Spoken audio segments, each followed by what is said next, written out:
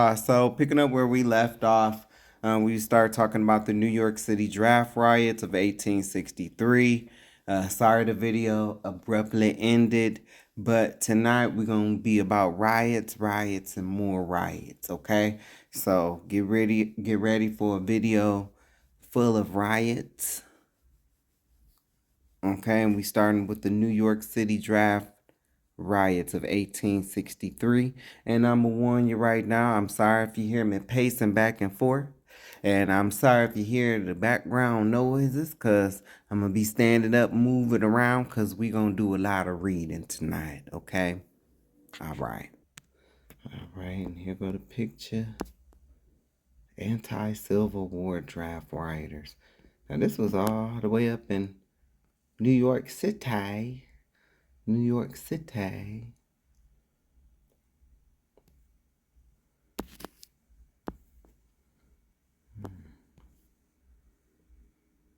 Look like a mob of people. Don't these buildings kind of look like the World Trade Center? Just a little bit? Look at that. See, look. Look. Look at that right there.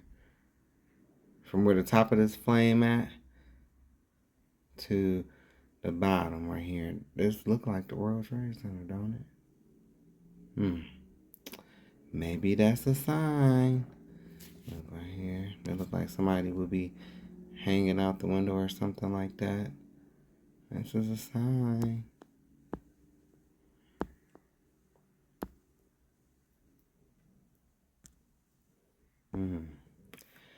The New York City draft riots remain today the single largest urban civilian insurrection in United States history. By the start of the Civil War in April 1861, New York City, New York Mayor Fernando Wood called for the city to secede from the Union and join the Confederacy. But the response from most New Yorkers was unenthusiastic. Nonetheless, 2 years later, when the U.S. government instituted the first military draft, anti-government sentiment, particularly among the city's large Irish-born population, grew quickly. One could escape the draft by paying a $300 fine, about $5,500 today, $5,500. The rich were able to afford the fines, while the disenfranchised poor white man who in New York City were often Irish were forced to enlist because they were frequently the sole source of income for their families. When the draft came to New York City, I wonder is that gonna happen again? We're gonna see. When the draft came to New York City in July 1863, anti-government anger turned to anti-government and anti-black violence. The anti-black violence was driven by the resentment that the Irish would have to compete with freed people for jobs in the city because the Union had embraced emancipation. On the first day of the draft, July 11th, the city was relatively quiet. However, by day 3, July 13th, tensions boiled over. Volunteer firefighters from Engine County number 33 were known for their violent nature. Angry at their commissioner, they set fire to their own company firehouse, which attracted an angry mob. They'll burn up their own shit too. Led by the firefighters, the mob continued down 3rd Avenue, ransacking and burning businesses in their wake. They focused on those enterprises known to employ black people, including Brooks Brothers, Harper's Weekly, Knickerbockers, and other wealthy businesses. They also attacked the homes of prominent white abolitionists. It's like y'all attacking the wrong people. When the mob reached the Colored Orphan Asylum, filled with mostly women and children, it began looting the building before setting it on fire. The 200 children inside were led out of the back by their benefactors and taken to safety. Well, thank y'all for not harming the kids and the women. There were many accounts in New York City newspaper of black individuals killed during the riot. Although there were an estimated 663 deaths, only 120 were reported to the police. Of those, however, 106 were black. On one account of Abraham Franklin's death was typical. Franklin was in church praying. He was a disabled man who made his living working as a carriage driver. He lived with his elderly mother, whom he supported. The mob reached him just as he was rising to his feet from his prayers and beat him to his death. They then dragged him outside and hung him in the churchyard in front of his mother. Finally, they mutilated his corpse. Although the Union had won two major victories over the Confederacy at the Battle of Gettysburg in Pennsylvania and the Siege of Vicksburg in Mississippi on July 3rd, President Abraham Lincoln was forced to send 4,000 Union troops to stop the violence sweeping across the city. With the arrival of the troops, including some who had fought at Gettysburg, the violence ended on July 16th. One of the ringleaders, John Earhart Andrews, was arrested and jailed for his role in the riots. Several arrests were made, but there were no other convictions, of course. So once again, this is titled Happy White History Month. Going over all the fuck shit your people have done, and then got the nerve to sit up here and talk about some reverse racism.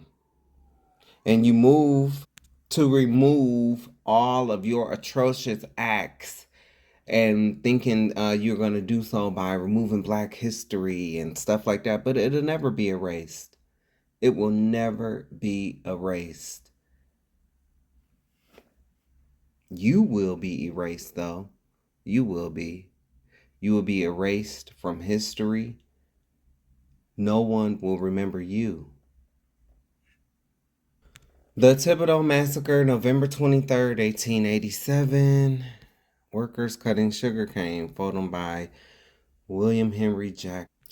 The Thibodeau Massacre took place in Thibodaux, Louisiana on November 23rd, 1887.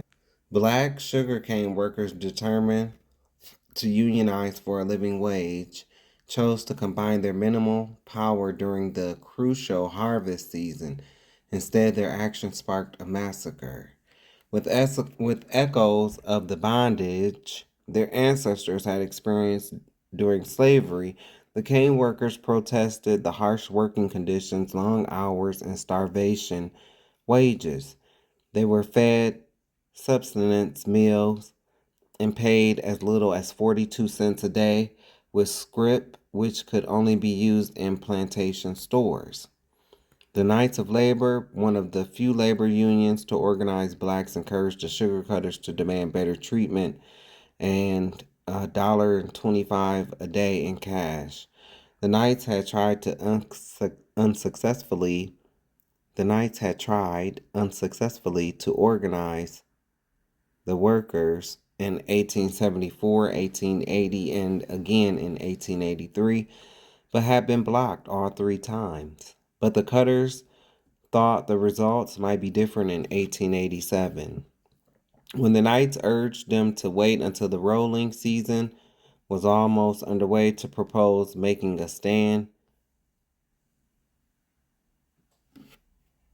You know what? I'm really, because this is not my writing, I'm just reading, and it's just like I'm trying to be nice, you know. Let me just go on. Let me reread that.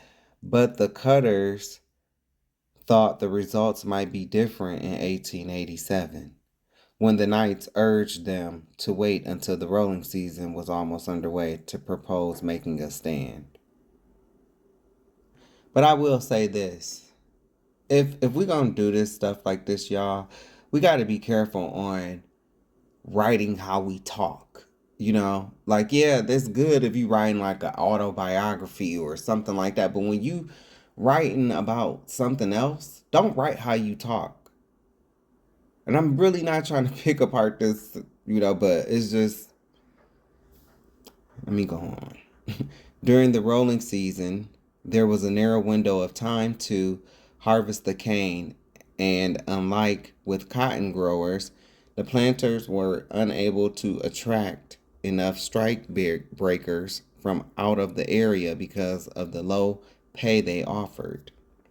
With this strategy in mind, Junius Bailey, a 29-year-old school teacher and the president of the Terrebonne chapter of the Knights of Labor, went directly to the growers with the sugar cutters' demands.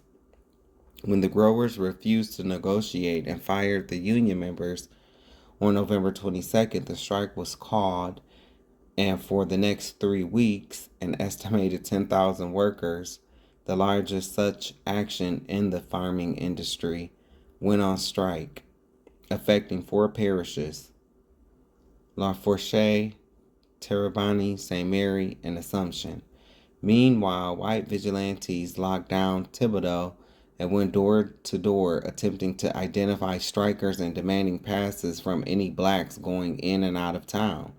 As morning broke on November 23rd, shots rang out from a cornfield and 2 white guards were injured. At that point, the massacre began. The planners persuaded Governor Samuel D.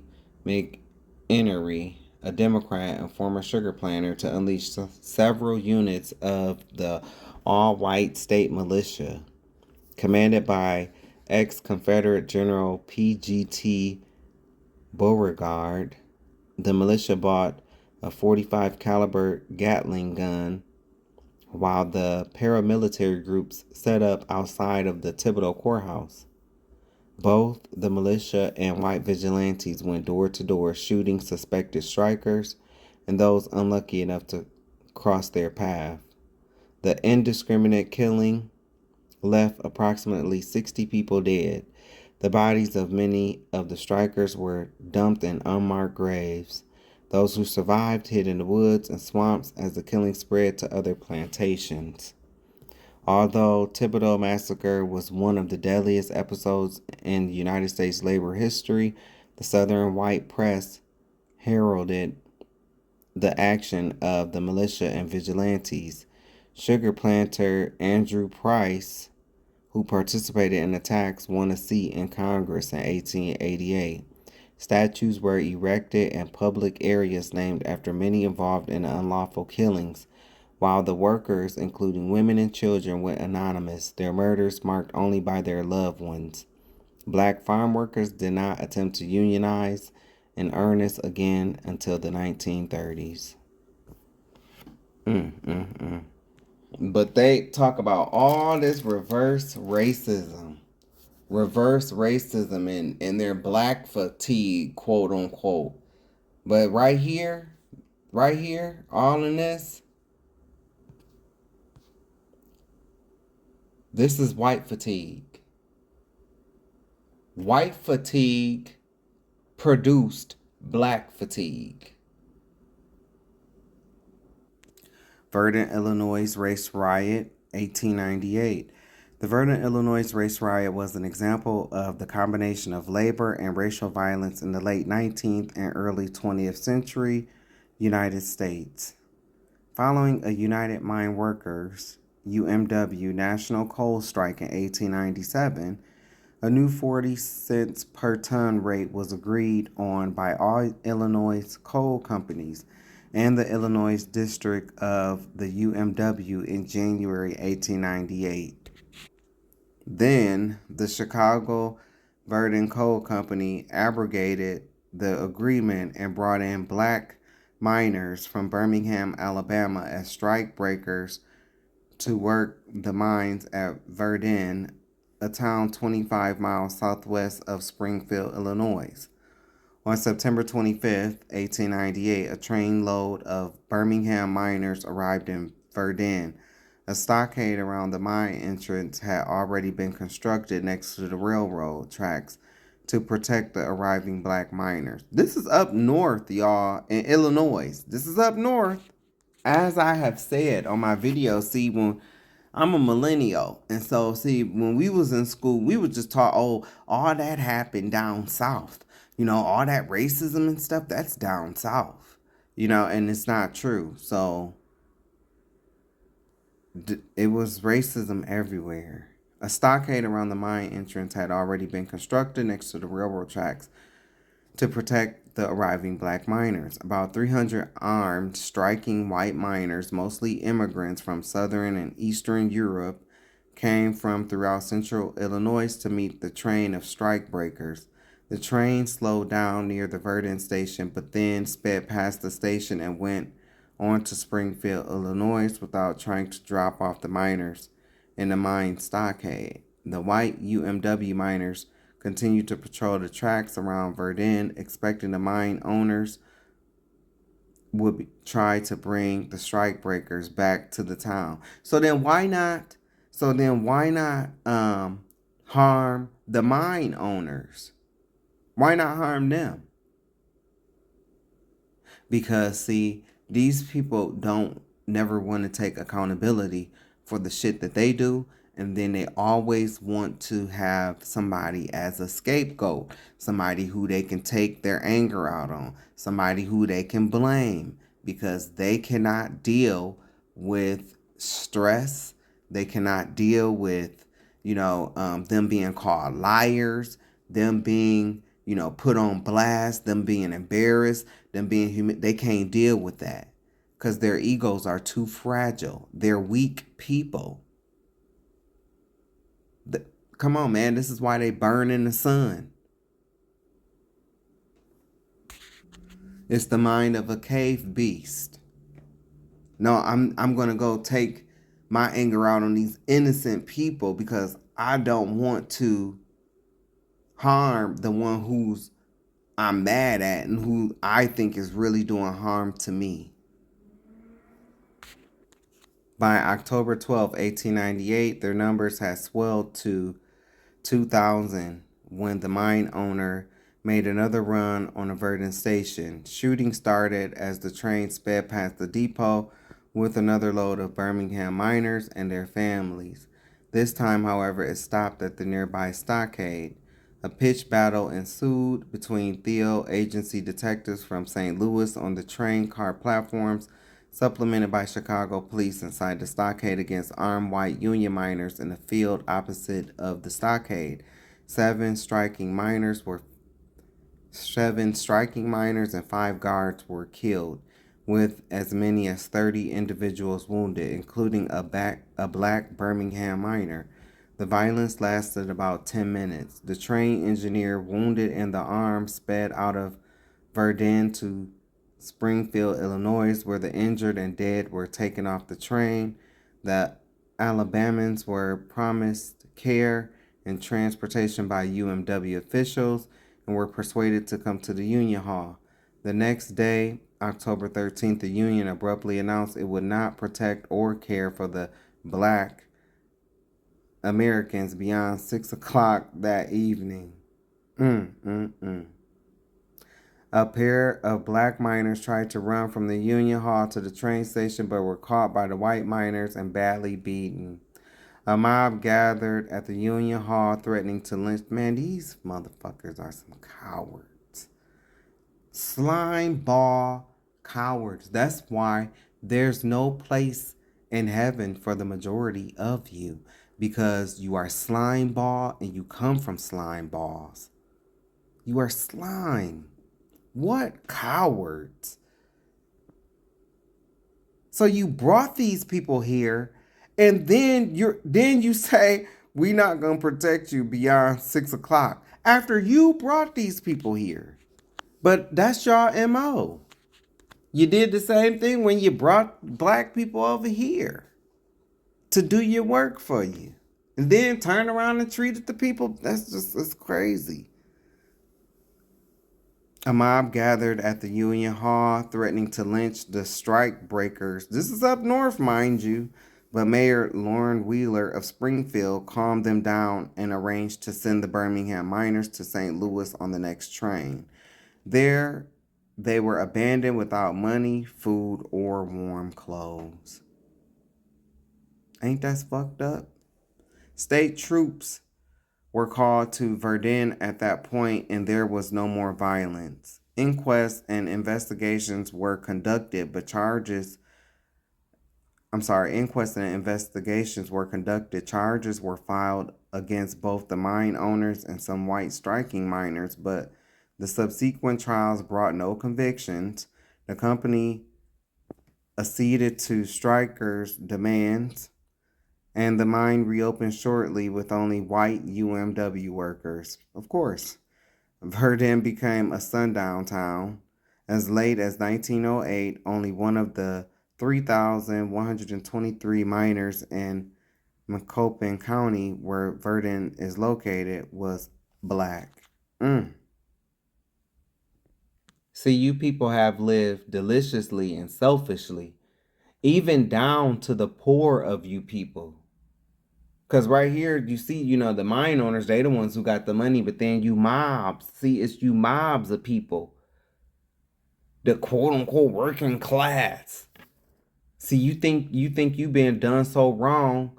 You think you being done so wrong today. This is your motherfucking karma. Everything that you get when we go back into a depression, bitch, that's what you get. When your kids die, bitch, that's what you get. Because your ancestors never paid for their crimes. We're under the curses of Deuteronomy 28:15 through 68. We paying for our crime. We paying for our sins every motherfucking day. And yes, Christ did come and he did redeem us back to the Father. But what a lot of these dumb black Christians don't understand, who are unlearned in the scriptures, yes, what Christ did, he redeemed us back to the Father. But guess what, baby? You want to fornicate? You ever heard of STDs? You want to fornicate? That's a sin. You still gonna pay for your sins when you get that STD. And some of them are not curable. You're paying for your sins. That's why a lot of you motherfuckers think you can just go out here and you think you can just sin and you think you can fornicate. Oh, I'm sorry, because I'm cussing. I'm using profanity. So that means that, you can't listen to me. Even though you people that think like that, you will go sit under a man who don't cuss at all, right? Don't cuss, got on a nice suit, but yet he's molesting little boys. Yep, not cussing, but yet got you and your members standing in $1,000 plus $1,000 line. You are a delusional ass fool. That's what you are. A delusional fool. And you need to be cussed out. That's why I am the way I am. Because some of y'all definitely need to be cussed out. You need to be cussed out. You need a good cuss out. That's what you need. Some of our people are so hard-headed, they only understand this. They only understand this. Some of the most uppitiest black Christians, bro. I can't stand that. They be, oh, he cussed, the language he used. Why is his attitude? But then when they coming out the church, stop all that motherfucking running. Go sit your ass down. Some right even in the church. Oh, but let me do it. Oh, he's cussing. See, I can't listen to that. Normally, I'm telling you, most people that say those words, I listen for stuff like that. And I move away from them people. Because them be the fakest, phoniest people. Them be the Judas people. Because normally when you catch them by themselves, or when it's just you and them, they sure don't mind being secular. You make them mad enough, they sure don't mind being secular. And they'll have a few choice words for you too. But somehow can't listen to a message that could save their very life. The nerve of some of you Christians, bro. You will sit up, you have all this smoke for me, but then you will go sit under a man that is scamming you. Tithes is food. See, and that's what I don't like about these Christians. They sow for the scriptures until we pull this Bible out and I start showing them the actual scriptures. Then you find out, oh, you don't believe in the Bible. You the one that's the Christian. You the one that's the Christian. And sweet Jesus and all of this. Then when I pull this Bible out and show you, you're being scammed. And you actually are pagan. Oh, now you don't want to hear it. Yeah. Because you know why? You're phony as fuck. That's why. And a lot of y'all gonna gag on Judgment Day. A lot of y'all are gonna gag. You just thought you were so holy. You know, nah, you don't go out to clubs. Nah, you don't drink. But baby, you sure is a celebrator of Christmas. Pagan idolater. And a liar. Because you are participating in lies on the Son of God. You're participating in this. But then when you get up there, you go, oh, I didn't know. No. You claim to know these scriptures enough, where you can condemn them faggots. Oh, you know that. You know that. Told them where they was going, with no hesitation. But now when it's your turn, because you finding out that you're not God, and you sin too, just like me, I sin too. Only one that's perfect is the Father. Now when you finding out it's your turn, now it's all these excuses. That's why I don't deal with, that's why you never have to worry about me trying to be your leader. Never. Because I already know what a lot of these people, these Christians, they be fake and they be phony. I'm telling you. 4th generation pastor, I would be. Okay? Church, I know church. I know church. I grew up in it. Can tell you all about it. Baptist. Ghetto, messy, pedophiles. But they can't see that. Oh no. I know some women that act like that. Oh, he cusses. But the man you sitting under is a pedophile. Is a pedophile. The man you sitting under scammed his members for $3.6 million. His elderly members had no problem doing it.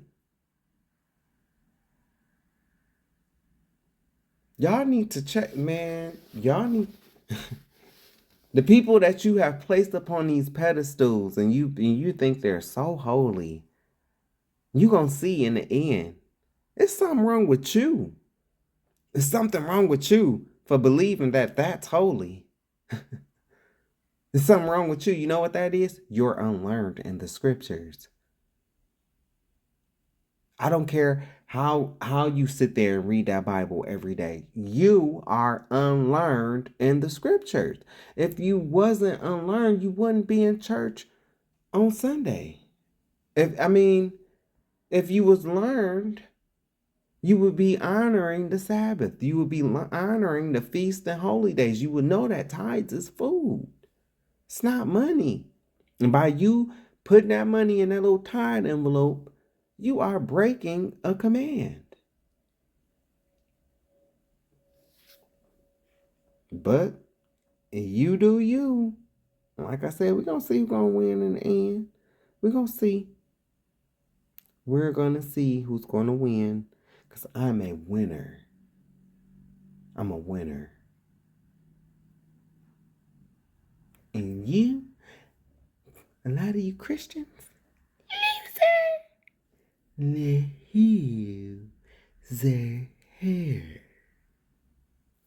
Loser. Alright, so let's move on. I know a lot of y'all can't take the heat of your own situations, but hey, over here, I say what I have to say. When I have to say it. When I want to say it. I'ma say it. Anyway, Wilmington Race Riot of 1898. Wilmington Race Riot. Look at these. These crackles.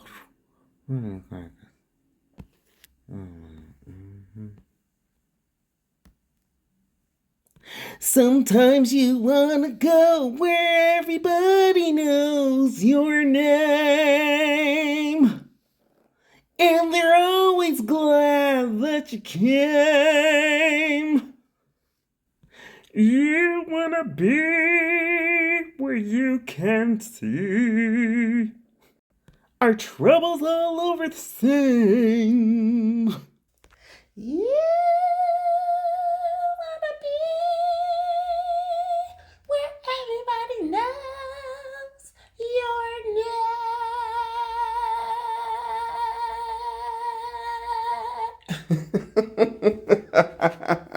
Looking ass motherfuckers.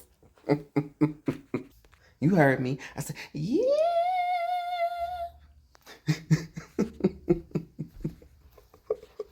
Look at all this entertainment that y'all get. And I ain't even asked you for a dime. But I do thank you for your time. I ain't asked you for a dime now. But I do thank you for your time. Anyway, let's continue on with the cracker charade. The Wilmington Race Riot of 1898. A politically motivated attack by, guess who? Whites against the city's leading black citizens. The Wilmington Race Riot of 1898 documents the lengths to which white Democrats went to regain political domination of the South after Reconstruction. Oh, this shows their desperation. This show how desperate they was. This show how desperate they always been. The violence began on Thursday, November 10th, in the predominantly black city of Wilmington, North Carolina. At that time, the state's largest metropolis, statewide election returns had recently signaled a shift in power, with Democrats taking over the North Carolina state legislature. The city of Wilmington, however, remained in Republican hands, primarily because of its solid base of black American voters. On November 10th, Alfred Moore Waddell, a former Confederate officer and a white supremacist, led a group of townsmen to force the ouster of Wilmington city official. Waddell relied on an editorial printed in the black-owned Wilmington Daily Record as the catalyst for the riot. Alex Manley, the editor of the Daily Record, had published an editorial in early November arguing that poor white men are careless in the matter of protecting their women. Ooh, Alex, really? Boy, you talking like that? Okay now. You ain't lied. I mean, because I be seeing them. You know, they be dragging them by the hair in them caves, you know, and then, you know, they only let them eat once every 23 years. I mean, this is horrible. It's horrible. Paraphrasing articles by Ida B. Wells on the subject of lynching, Manley opined that our experiences among poor white people in the country teaches us that women of that race are not any more particular in the matter of clandestine meetings with colored men than the white men with the colored women. Manley's public discussion of the taboo subject of interracial sex exposed the reality of sexual exploitation of black women by white men And oh, is that why y'all like him so much? Oh, okay. And challenge the myth of pure white womanhood. 48 hours after Manly's editorial ran, Waddell led 500 small white penis men to the headquarters of Daily Record on 7th Street. Oh, did I? Okay, yeah. The mob broke out windows and set the building on fire. Oh, they was mad about that. Manly and other high-profile black Americans fled the city. However, at least 14 black Americans were slain that day. An eyewitness later wrote that black Americans fled to the swamps or hid in the black cemetery at the edge of town. When their criminal behavior resulted in neither federal sanctions nor condemnation from the state, Waddell and his men formalized their control of Wilmington. The posse forced the Republican members of the city council and mayor to resign, and Waddell assumed the mayoral seat. Over the next 2 years, North Carolina passed the grandfather clause as one in a series of laws designed to limit the voting rights of black people. Their clause allowed people to bypass new voting rules if they or their ancestors could vote before 1867. It was used in the South after Reconstruction from about 1895 to 1910 to let white men vote even if they were poor or couldn't read, while keeping black citizens from voting. The Supreme Court later made these clauses unconstitutional. For legal advice, consult a professional. All right, so we're getting into the 1900s here, so I shared this recently, but I made it private. I'm probably going to delete it after. I just shared it so I could put it on this video. In 1910, black Americans owned approximately 16 million acres of farmland. By the 20th century, nearly 90% of that land was gone. This was not a coincidence. It was not laziness. It was not market failure. It was white policy. Black farmers were denied bank loans, denied crop insurance, denied federal assistance routinely given to white farmers. So fuck your carrots. Land was seized through tax manipulation, fraudulent contracts, forced partition, sales, racial terror, USDA discrimination. When crops failed, white farmers received federal relief. Black farmers were often told to wait until foreclosure came first. Between 1920 and 1997 alone, black farmers lost more than 12 million acres. This was one of the largest land dispossessions in American history, and it happened without headlines. Land builds wealth. Land builds inheritance. Land builds power. Take the land, you take the future. This is not ancient history. Its economic effects are still visible today.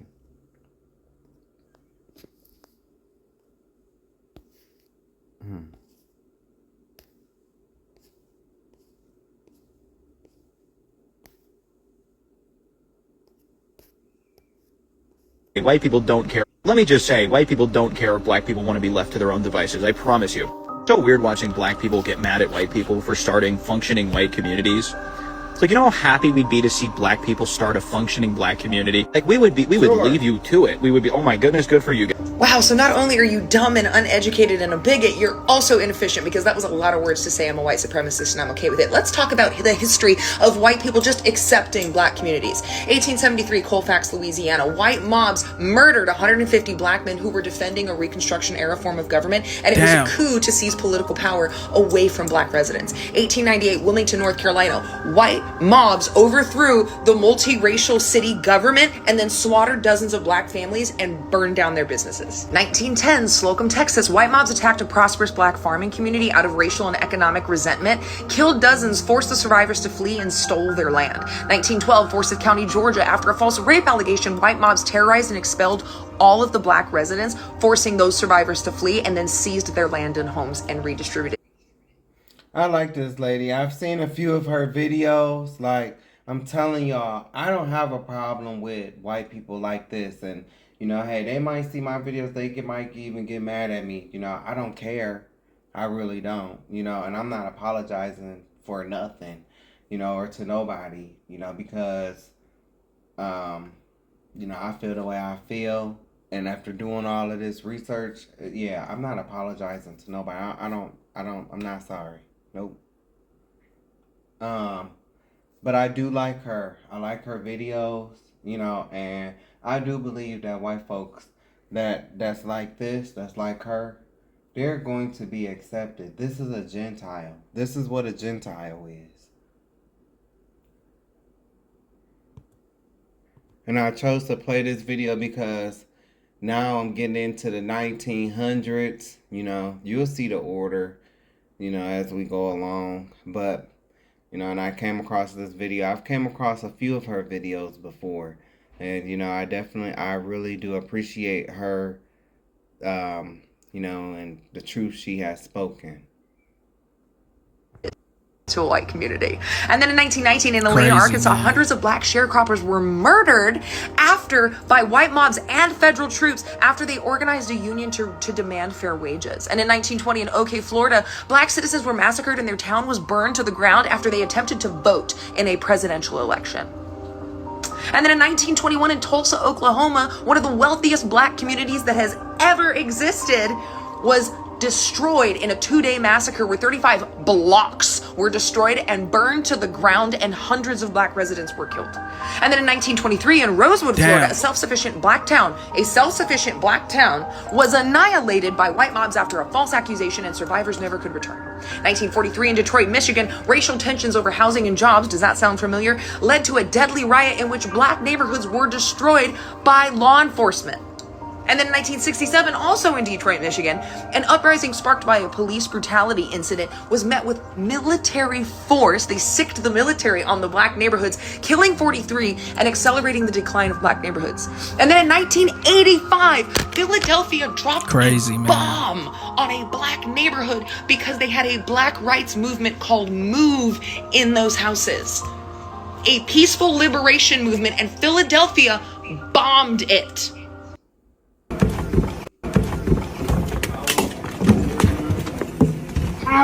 No one wants to fight for Israel! His hand! Oh! His hand!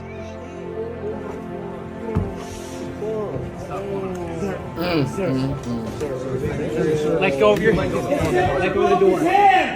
Only go of the door. The senator broke his hand. A sitting U.S. senator just broke the hand of a Marine. Sir. Okay. Control your Senate. It's crazy. Okay, sir. A U.S. senator just broke the hand. He had to rock that man like a baby. Did you see how he just shook him like a baby? If this ain't, I don't, and I feel bad for that man. I do. But that was funny how he had to rock him like a baby. It's crazy. Okay, sir. A U.S. senator just broke the hand of a Marine.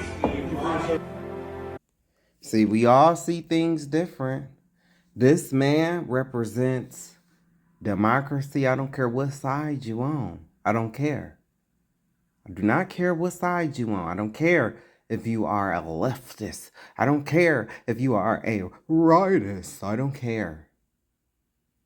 This man right here that got his hand broken and they trying to carry him out. You white people better wake up. You better wake up. Happy White History Month. You better wake up.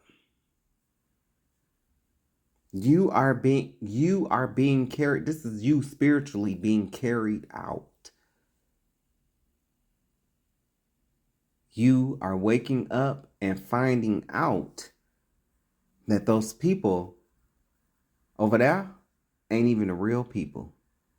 And you about to be signed up and go to a war and have to fight for these people. And you know who did it? You Trump supporters. You people that voted for Trump. You did this. You did this. When it's your son being drafted. Oh no, don't cheat. Don't try to cheat. You voted for this. You voted for this. To my Latinos, imagine and see this is the big misconception when they think about what's going on. Y'all have to remember it's not the illegal immigrants. The illegal immigrants are not, well, I guess I can't even say that because shit. Like the guy that came up, I Build Boats, that song, for Donald Trump, that song, his ass got deported. When you see your little kids, your sons, being dragged off to war, just remember, I Build Boat for Donald Trump. That was you. That was you. And you still have not learned your lesson down there in Texas. You still ain't learned your motherfucking lesson. Then when I come up, what does she have? How does she relate to Latino people? Bitch ass motherfucker. She's not for sending your sons and your daughters to war. How about that? How about that? That's good enough for me. She ain't for sending my kids to war. But that motherfucker that you voted in, yeah. Oh, yeah. He gonna start out good. Wait until he flip on you. Don't come crying. It's not the illegal immigrants. It's these quote unquote legal immigrants who still don't get it. They still don't get it. But they asses is gonna get it. Oh, they're gonna get it. They're gonna get it. Right as your asses is salsa and merengue and right on to the war. You get it then. Don't try to run to Mexico. Nah. Remember, you like here. You like here. See, some of these military guys, they don't get it. Like, the America that you believed in, the America that, that you once knew, she's been long gone. She's been gone since those Twin Towers were hit. That's when she left. See, we ain't no longer living in America now. She done left. Now we living in that other bitch. The mistress. The mistress territory. She only good for one thing. Bitch can't even boil water. You already know. It's all about the looks and all about the glam and all about the... Because bitch can... But when you really break it down, bitch can't even boil water. Can't even boil water. Well, that's what America has become. The other woman. Ooh, and guess who stole your man? Guess who stole your man, child? You ain't gonna believe who stole your man.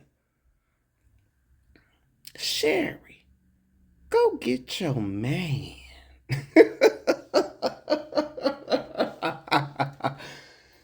Girl, guess who stole your man? That imposter bitch. See, she took another woman's name and claimed it as her own. Then she tried to become friends with you, America, telling you that her name was Israel. And you was like, oh, hey, girl, hey. Hey, welcome to the neighborhood. I'm America. What's your name? Oh, Israel? Oh, okay. No, I don't know. I mean, Israel don't look like that. But hey, girl, welcome. And lo and behold, what you didn't know was she was coming for all your shit. She done stole your man. She done stole your Christians, your God. your family values and always causing drama with other bitches. Now, America and Iranisha is into it because of this fake Israel bitch. See, this bitch, she stole that name and she posing as another woman, as the woman, because so Israel was the woman. She's the bride of Christ, right? Well, and notice I didn't say that she was the bride of God because see, God already has a wife. That's the Holy Spirit.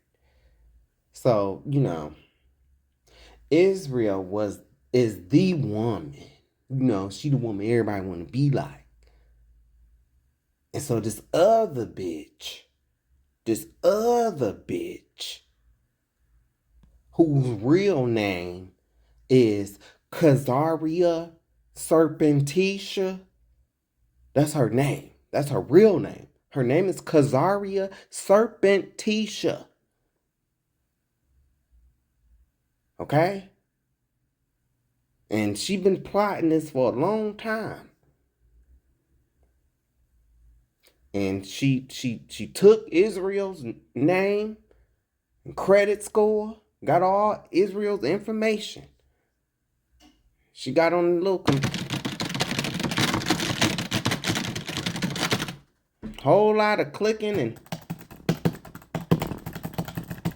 voila, Balfour Declaration. Scam. A bitch been scamming. She been scamming. And, she got in real good with America. And she been doing America in ever since because she wanted to take America's spot. See, because she want to take Israel's name and they credit and all that good stuff, right? But she want America's strength. Because America, that bitch strong. She like a female Debo. What you got on my 40, homie? That's, So she kept America around because, America can fight. America be whooping all kind of hoes on the block. And see, she needed that because she was a newbie in the land, but nobody knew who she was because she was stealing people's shit. And so she got in good with America because, America had her head down, was, just winding bitches up. Wop, wop, wop, wop, wop. So she couldn't see. America couldn't really see her friend was doing her in, every now and then her friend, she be out there fighting her friend to kick America, like she did when they bombed with that U.S. Liberty, that was a kick. America was fighting, and then, next thing you know, America was tearing down, then get kicked in the back. America, she saw the bitch out the corner of her eye. Then when she confronted her, she said, "Oh, no, I'm sorry, girl. No, that wasn't like that." But it was like that. It was like that. She been doing America in ever since. Posing as this other bitch. And trying to be America's friend. She was my best friend.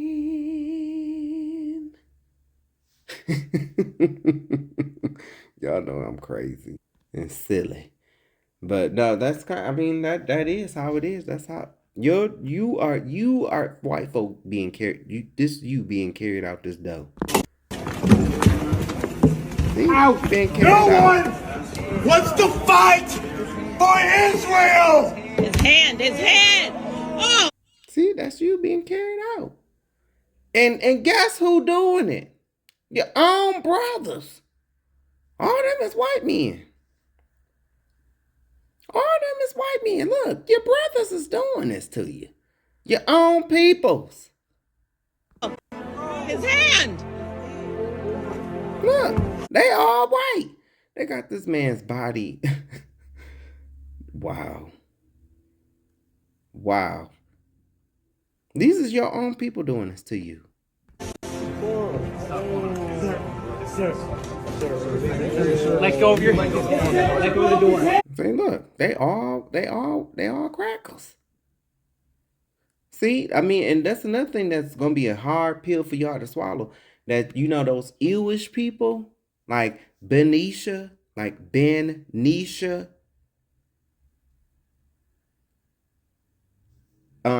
Shapiro, and Mathisha Walsh, and Tucker Carlson, Mike Huckabee, George Bush, Dump, Vance, all the same people. They all have the same progenitor, Esau. When you see them little eelish people with the curls by their hair, they're the same people as Tucker Carlson.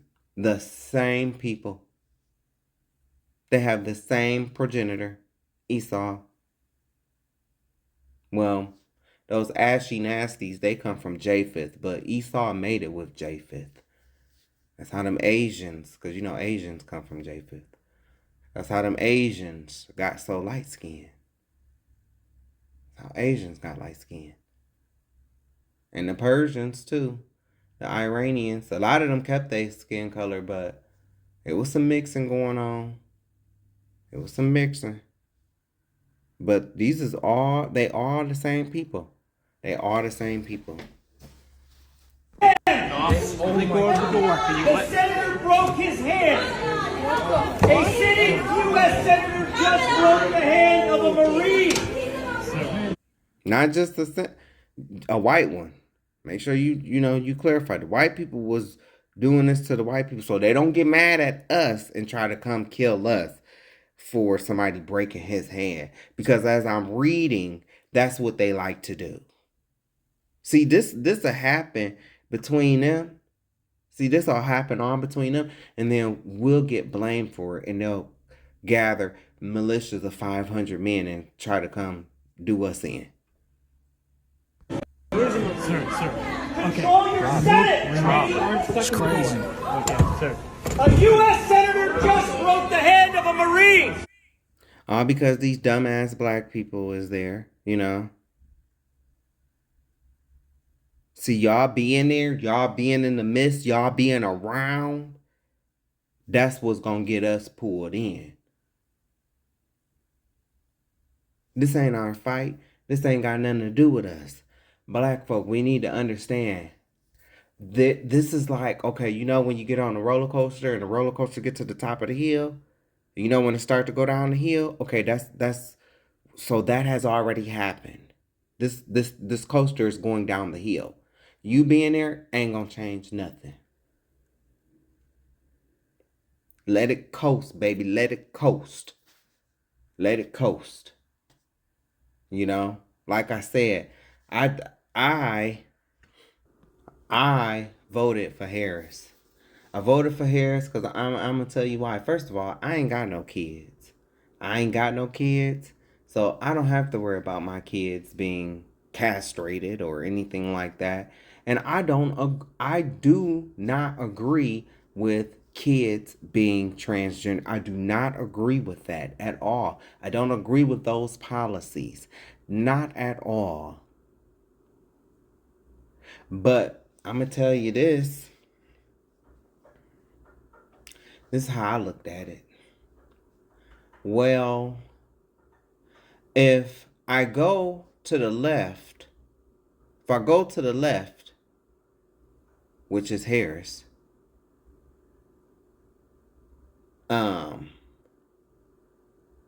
then I don't have no kids, but I imagine people with kids who don't want their kids to be transgender, they're still going to have legal rights over their kids. They're still going to have they're still going to have some level of protection over their kids, some say so over their kids, right? Well, bitch, if I go to the right and I choose this motherfucker, who knows what could happen? A war could happen. Then he, because he's already talking about he won a third term. This Project 2025 shit, which hurts straight and gay black people.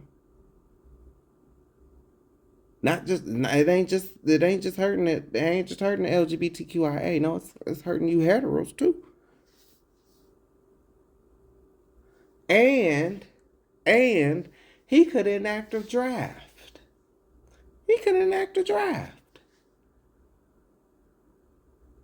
Then what if he enacts a draft? Then you've just lost your son to war. And ain't no way around that. Because you can sit up and say, oh, my son got diabetes. But then when they go test him and find out that he don't, who knows what's going to happen to you or the child. And I'm not justifying anything. I'm telling you where my mind was with this. Because I haven't voted since Obama's first term. I told y'all that. But I know what time it is. And also when I walked into the booth, I knew that Dump was going to win. Because I know what time it is. I know what time we are at. Get ready. Me voting for Harris, that was trying to buy us a little more time. Because our people are not ready. And I ain't talking about for war, baby. I am not talking about for war. You are not ready. I don't care what level of Christian you think you are. If you in church on Sunday, you paying tithes, you think tithes is money, you are definitely not ready. But it is what it is. May the Lord's will be brought forth. May the Most High's will be done. So I knew what we was coming up on. I knew it. 250 years. So yeah. No, I don't agree with Kamala's policies. I don't. But I do know this. Kamala wasn't talking about no Project 2025 stuff.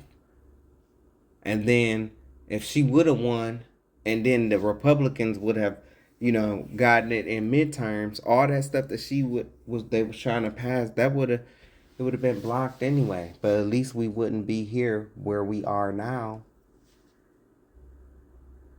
And where we're going. You'll get it soon enough. You will get it soon enough. When them gas prices raise, and I'm talking gas prices and groceries are already high. Well, get ready. You'll get it then. And I don't know what it's going to take for our people to understand. Like being in this position, see these two right here? Being in this position, that's a dangerous position to be in. It's a dangerous position to be in amongst all them white devils. I'm telling you.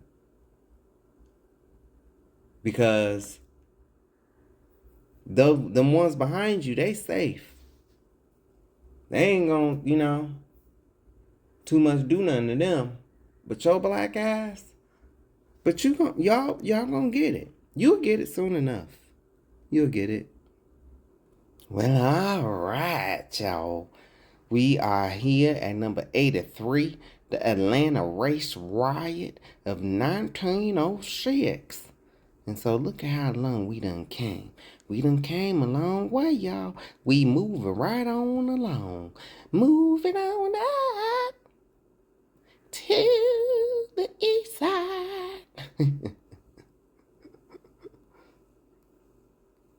So this is where we at. And we have covered a lot so far, and we still got a lot to go. Atlanta race riot of 1906. And excuse me if I didn't share where I'm the website that I'm using it. I mean, you see it right here at the head of the phone, blackpass.org / that would. But I figure you see it, so I mean, if you want to go here, you can go here yourself. But the Atlanta race riot of 1906. Let's see what they talking about.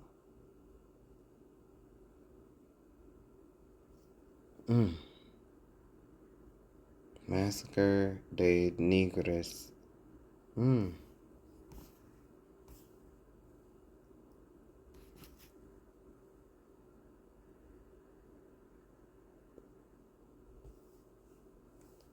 Thank you, sir.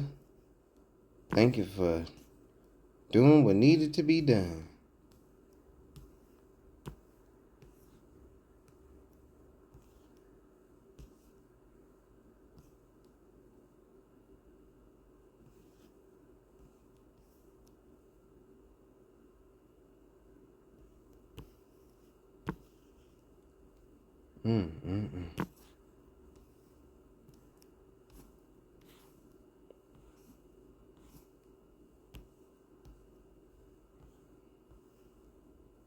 Hey, boy, good job now. Good job.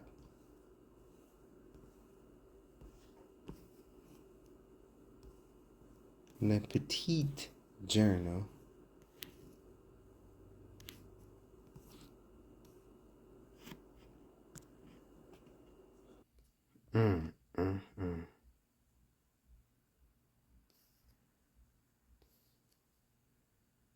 Wow.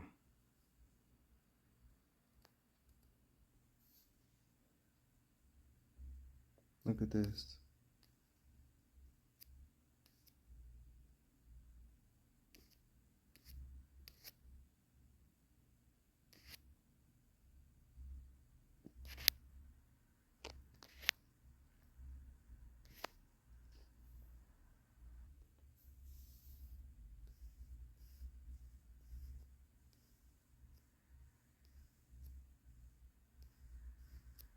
Dang, Detroit, look.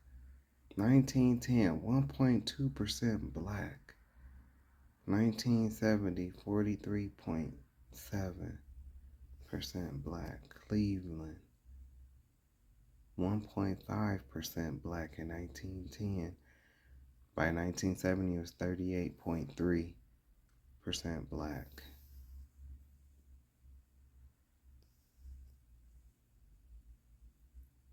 And so Florida started out Alabama, Huntsville, Jacksonville started out black, but then Huntsville ended up 12.1%, Jacksonville 22.3%. Same with Alabama, Shreveport, and Tallahassee. Alabama. Ooh, what does this button do? Rufus LeSueur was abducted and then held captive for hours in a shack before being lynched by a crowd of unmasked men. Officials refused to identify or prosecute anyone for this racial terror. The shack where the tragedy took place still stands today.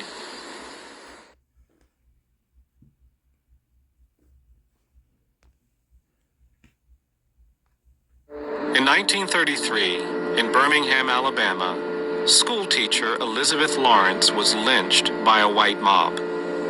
She was not accused of any crime, but had merely scolded white children who were throwing rocks at her.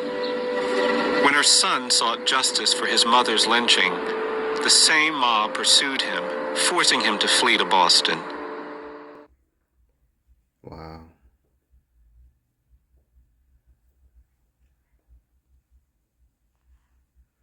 Arkansas. Arkansas, but I call it Arkansas. 492.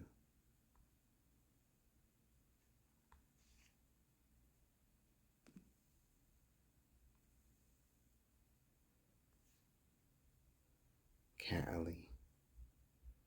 Okay, Cali. Colorado.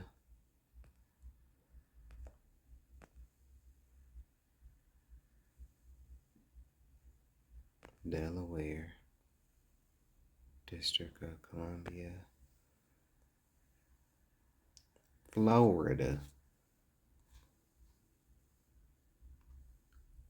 A white mob lynched Claude Neal in front of the local courthouse and left his body hanging in order to terrorize the entire African American community in Jackson County, Florida. Today, there is no marker acknowledging the lynching that occurred here.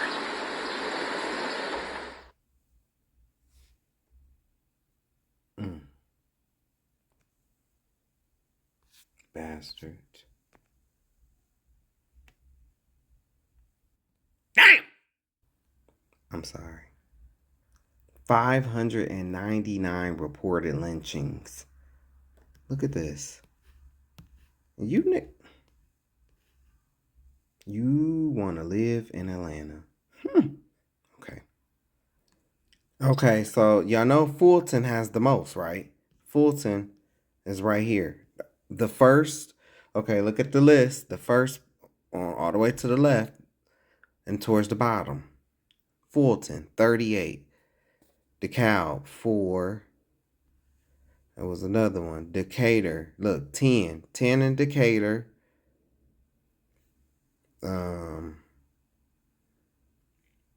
Damn, Fulton got 38 link. And you want to live in a, please. Early has 24.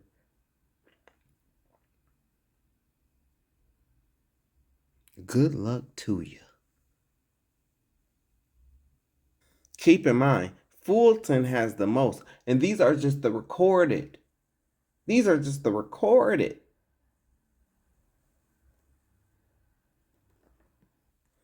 We're moving on to Illinois.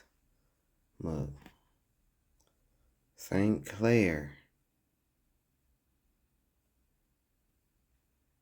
So St. Clair only got 40. Well, only, that's enough, but yeah, crazy.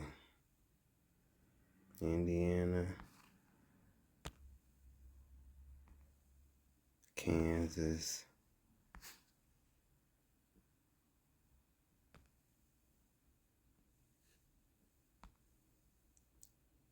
Damn. 171 lynchings. That's still not as bad as Georgia. Woo. Louisiana. I mean, that should be.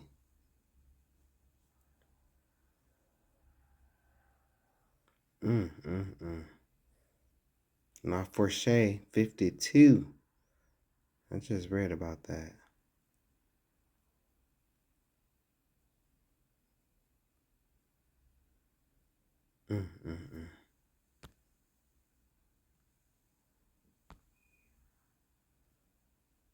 Maryland.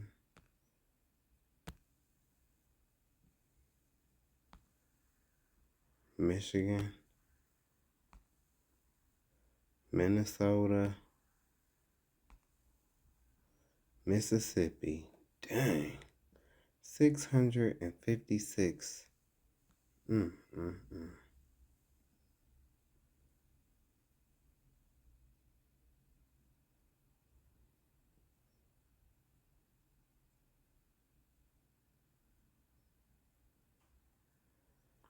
Hines got the most, it looked like.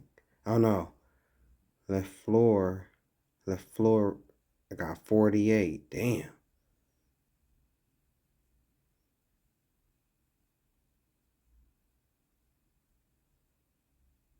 Followed by Hines, I guess.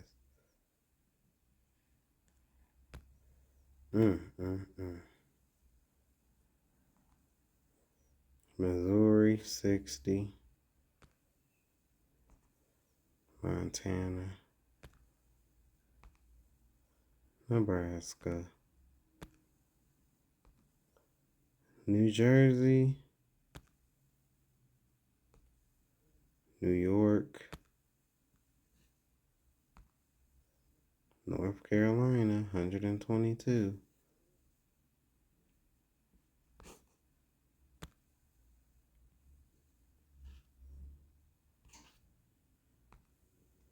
North Dakota. Ohio. Ohio's. Oklahoma, 75. Oregon. And I'm only pronouncing it because they hate when people pronounce their state wrong. So I don't give a damn. Y'all only important because of the Oregon Trail. Shut the hell up before I call you Origin. I'm going to start calling you Origin. Oh, yeah, Origin? I love Origin. Especially Portland. Portland, Origin. I be there, honey. Portland, Origin. Trailblazers. You heard them Portland Origins?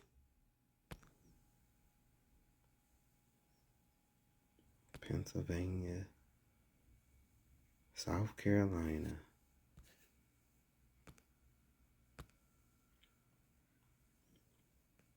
I know it's the reason why I don't like going to Atlanta. Atlanta is so overrated, overpriced, and overcrowded. It ain't like it's really nothing down there but tourists with big ass foreheads and big ass heads. And gay gangs. Anyway. Pennsylvania, South Carolina. South Dakota. Tennessee.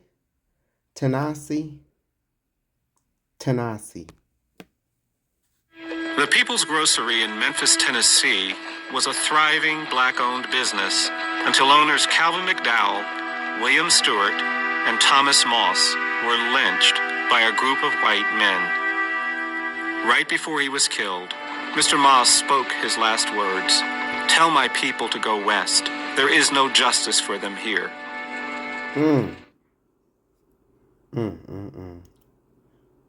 Rest in peace.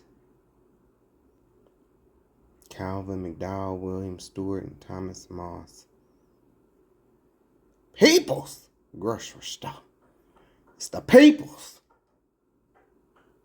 You see, these three fine gentlemen pulled themselves up by their bootstraps, as y'all like to say. Soon as they pulled themselves up by their bootstraps, here the fuck you come. Like a cancer spreading. See, y'all talk that stuff, but then when we go do it, this is what you do. Sound kind of double-minded to me. Double-minded mean you're crazy. 235. Still not worse than Georgia. 342. 17-year-old Henry Smith was tortured for over an hour and then burned alive before 10,000 people in Paris, Texas. They sold his body parts as souvenirs. What? Today, there is no marker acknowledging what happened here. Only an abandoned lot where this public spectacle lynching took place.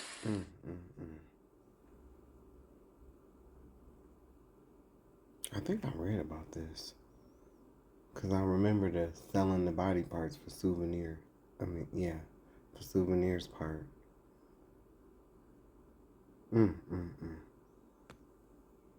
Y'all just nasty. Nasty spirited, nasty people. Nasty put some clothes on you.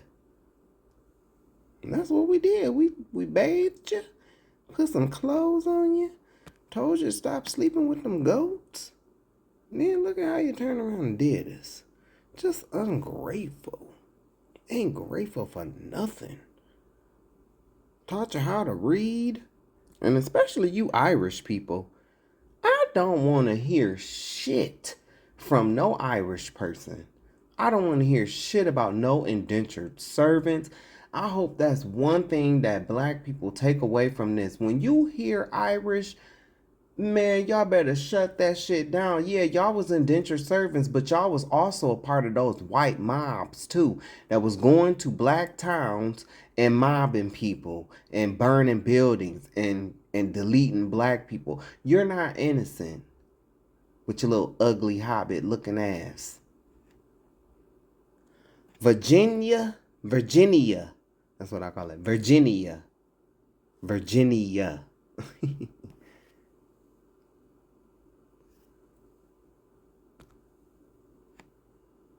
West Virginia.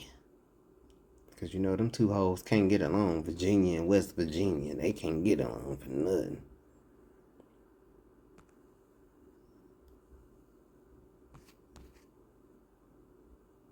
In Wyoming. So there go your racial terror lynchings. Look at all this in the South. Oh, I told you we gonna dig. We gonna dig today. We gonna dig. Black labor fight against the Hughes Tool Company in 1964.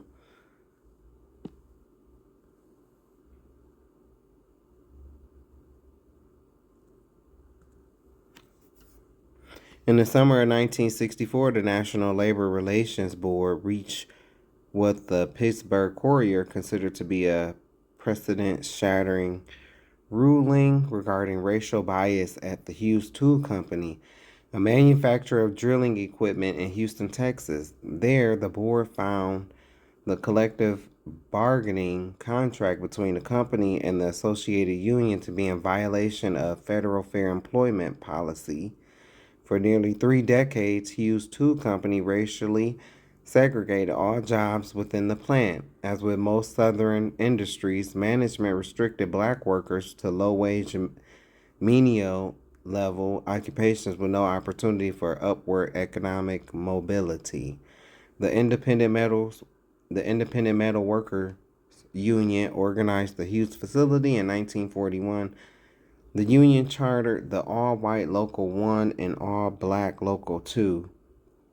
Subsequent to an NLRB election and recertification of the segregated locals in 1961, the union entered a labor agreement with Hughes that prohibited black workers from participating in training programs for skilled craftsmen positions. The company only required the signatures of Local 1 in finalizing the pact. A year later, black union leader Ivory Davis applied for one of 6 apprenticeship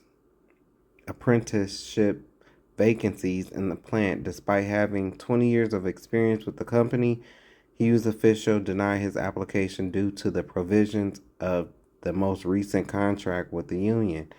Afterwards, Davis brought his grievance to Local 1 but received no consideration. Following unsuccessful attempts at mediation with the company and union officials, he led black workers in filing federal complaints with the NLRB. On July 1st, 1964, the board deemed the collective bargaining contract between the Hughes Company and the Independent Metal Workers Union to be illegal under the 1947 Taft-Hartley Act.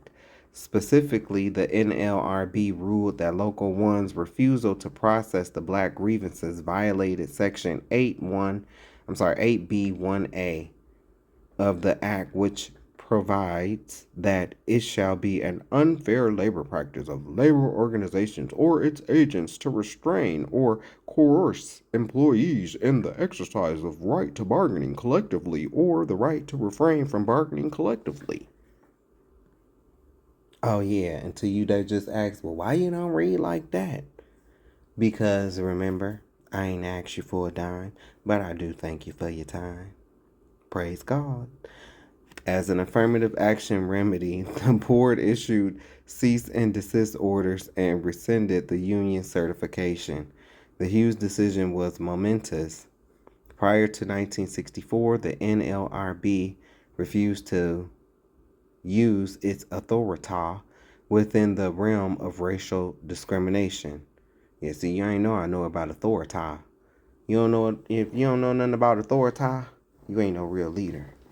The NAACP considered the ruling to be a significant breakthrough in labor law. Robert Carter, an attorney for the NAACP, told news reporters that he would encourage any Negro employee who feels he is being discriminated against to try this procedure rather than seek relief under the Civil Rights Act. For Carter, the board was an interim FEPC. His comments reflected the fact that Title VII, or the Employment Discrimination of the 1964 Civil Rights Act, did not go into effect until July of 1965. The law also relies primarily on conciliation. I'm sorry, I was about to say reconciliation. The law also relies primarily on conciliation before judicial interpretation. All right, Caleb Smith, Caleb Smith. I'm going to use that. The law also relies primarily on conciliation before judicial interpretation.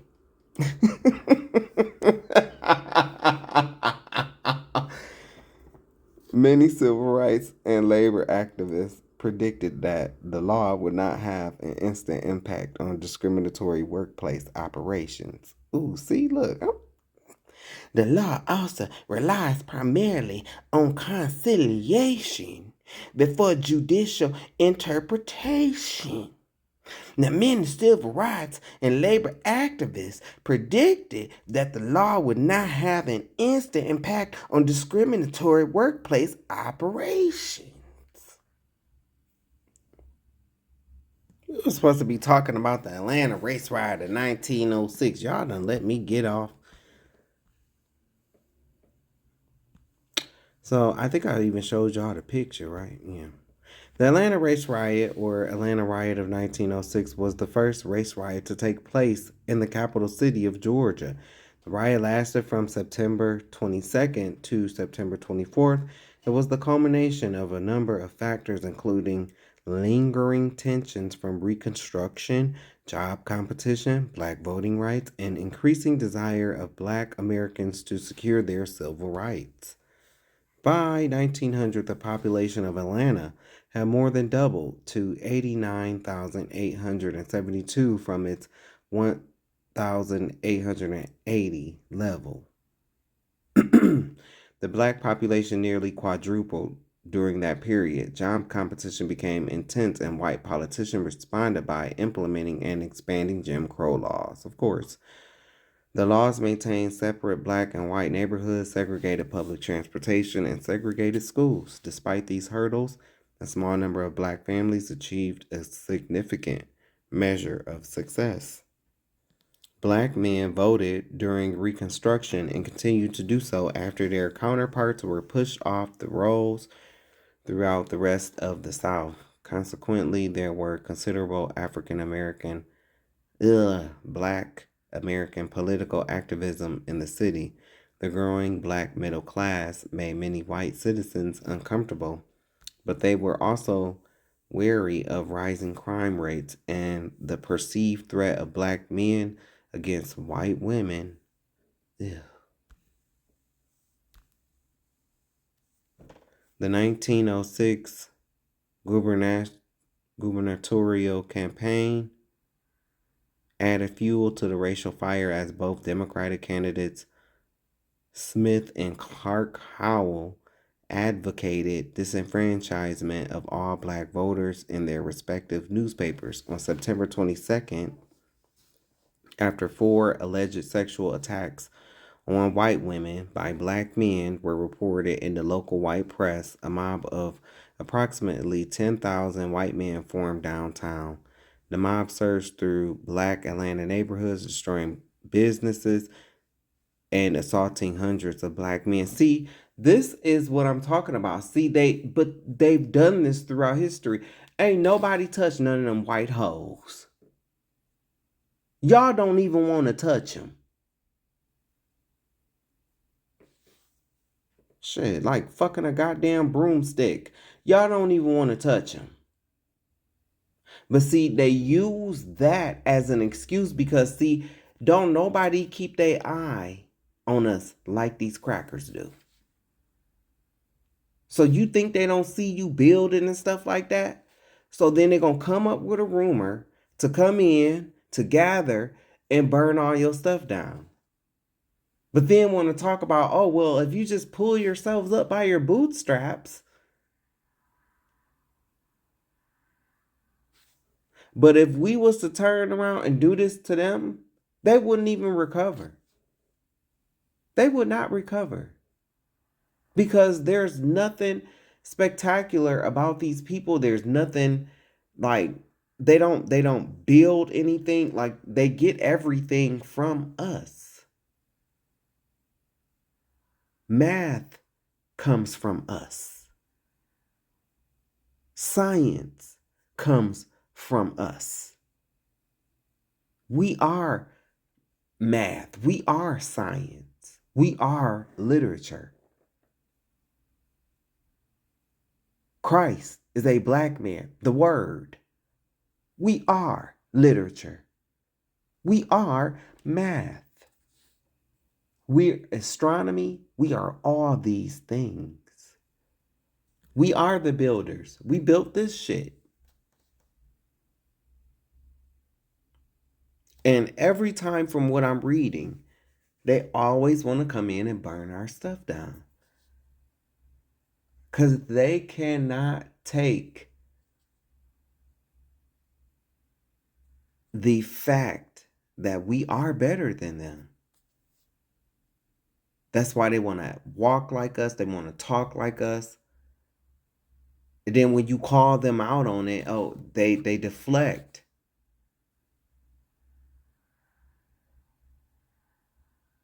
They even want, like, it's like this whole thing. And it's no shade to Eminem. It's no shade to him.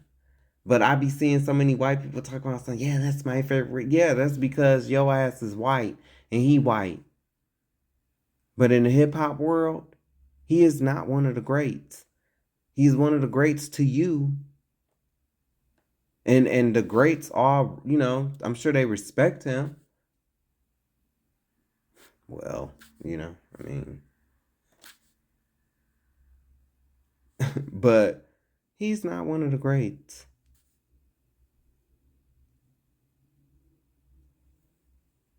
I'm from Toledo. Okay?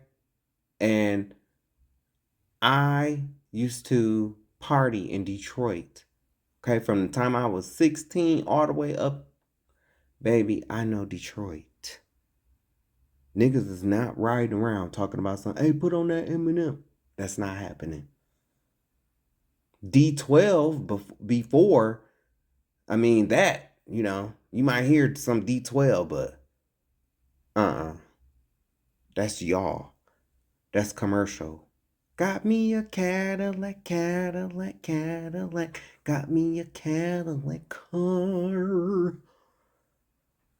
That's what that is. Nice. Yeah, he could flow. Could never take away his talent from him or anything that he's been through. But I'm gonna tell you like this, it's been, I do not give a fuck. Ever since he said fuck the Spice Girls, baby. No, it's fuck you. Don't talk about the Spice Girls. And if you think I'm bullshitting, you think I'm lying, I'm not. I mean, to be honest, it wasn't like, oh, I'm just going, it wasn't dope lyrics or anything. It's dope to you. That's because you don't know hip hop.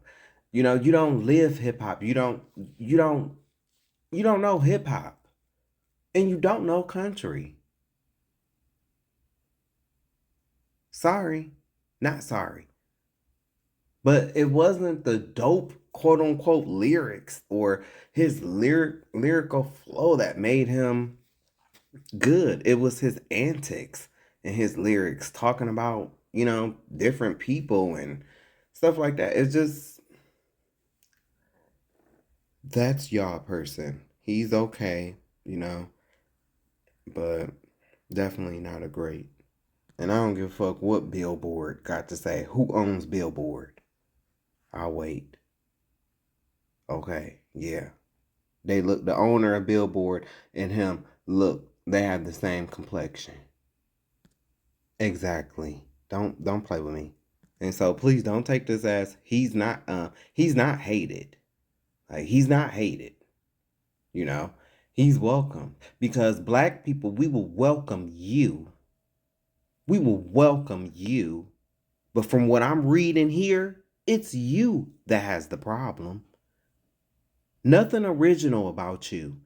But then you want to take a genre of music and then try to act like you own it or like you invented it. You might have had some influence. Yes, the banjo is a very important instrument, especially in country music. It's considered foundational and iconic, with a bright sound that's crucial to traditional country, folk, and bluegrass music. Oh, okay. Originating from African traditions. The banjo's origins are in West Africa, brought to the Americas by enslaved people. It evolved from instruments like the accounting and appeared in the Caribbean and American South, featuring a gored body and animal skin, becoming deeply rooted in African American culture. Which has the same structure as a violin, came from bowed string instruments in the Middle East and Central Asia, like the rebab. It appeared in Europe in the 10th century as the viol, and was later refined in 16th century Italy. So even the fiddle does not belong to you. That came from the Middle East and Central Asia. And you know what I think about the Middle East during that time. Them was dark folks in the Middle East. Them was dark folk. Now, no one can deny your influence, that you had on this particular genre of music. But it was influence. It didn't start with you. The instruments didn't even start with you. And how do we end up here? Because we're talking about how your people through history, you take things, and then you come up with these stories or, like the whole thing with pull yourselves up by your bootstraps. But then when we do, as we see throughout history, all you do is, oh, well, they raped one of our women, or they tried to holler at one of our women, when don't nobody want to holler at them ugly dog goat face ass bitches. Not even you. That's why you was raping and carrying on with black men and black women. You don't even want to touch them. You would rather have a black man before you touch her. A lot of you think I'm playing. Well, don't leave your son around them, especially if they're an altar boy. Anyway, on September 22nd, after 4 alleged sexual attacks on white women by black men were reported in the local white press, a mob of approximately 10,000 white men formed downtown. The mob surged through black Atlanta neighborhoods, destroying businesses and assaulting hundreds of black men. The violence became so dangerous that the state militia was called to take control of the city. Still, some white groups persisted in attacking black neighborhoods, and black men organized to defend their homes and families. Prior to the 1906 riot, Atlanta was viewed as one of the few Southern American cities where blacks and whites could live in harmony. In an effort to end the violence, some white leaders reached out to the black elite, but in the aftermath of the violence, the city became increasingly socially and racially stratified. Though not known for sure, the estimated number of blacks killed was between 25 and 40, while 2 white Americans were killed. Hundreds more people were injured or saw businesses and homes destroyed. Black residential neighborhoods became increasingly racially isolated following the riot, and many black Americans turned away from the previously popular accommodationist philosophies of Booker T. Washington in favor of more aggressive approaches to civil rights. Beaumont Race Riot, 1943. We see that's number 84 on the list, and then number 85 is Birmingham, Alabama, 1947 through 1965. So we on number 84 with number 85. The Beaumont Race Riot, 1943.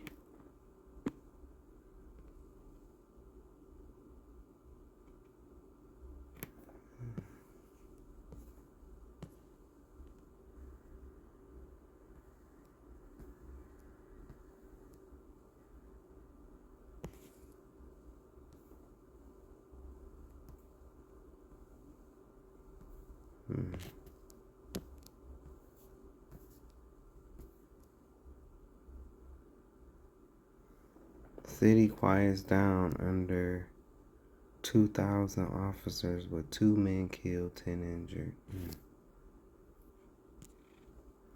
The Beaumont Race Riot of 1943 was sparked by racial tensions that arose in Texas Shipbuilding Center during World War II.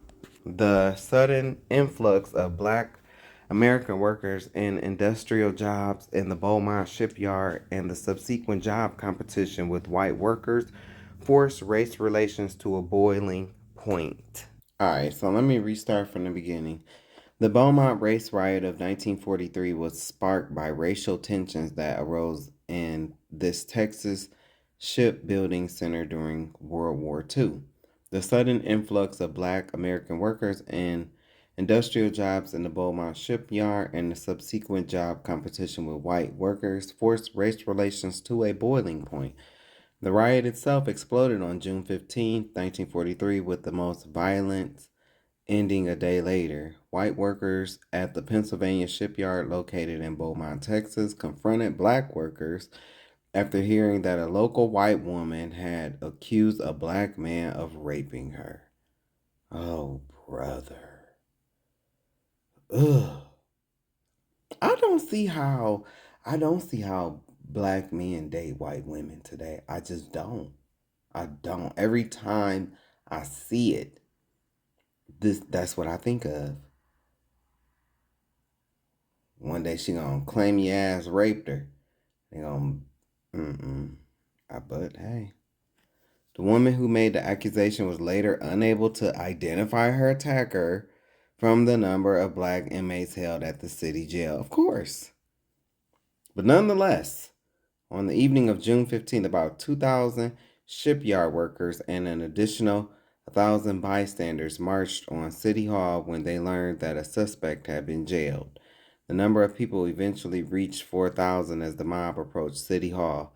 Once there, the mob splintered into smaller groups and began to break into stores and destroy property located in the black neighborhoods near downtown Beaumont. Black citizens were assaulted while whites looted and burned black stores and restaurants. Seems to be a common theme, huh? Seems to be a common theme. And then they destroyed all these businesses, all these homes, all these neighborhoods.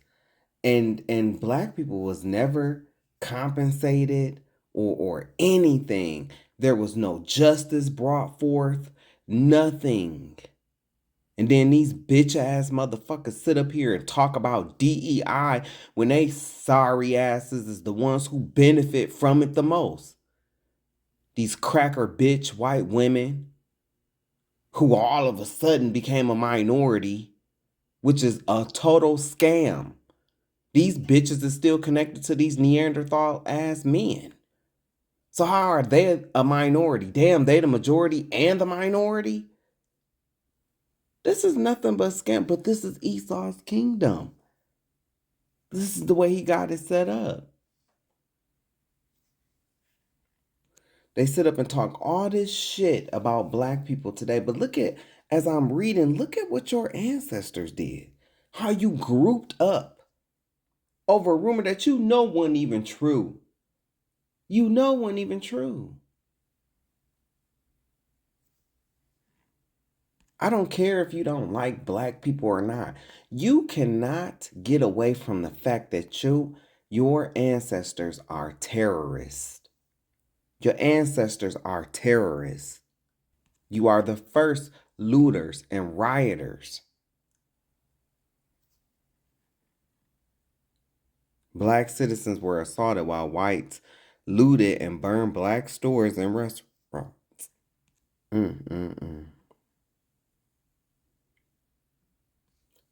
Nonetheless, on the evening of June 15th, about 2,000 shipyard workers and an additional 1,000 bystanders marched on City Hall when they learned that a suspect had been jailed.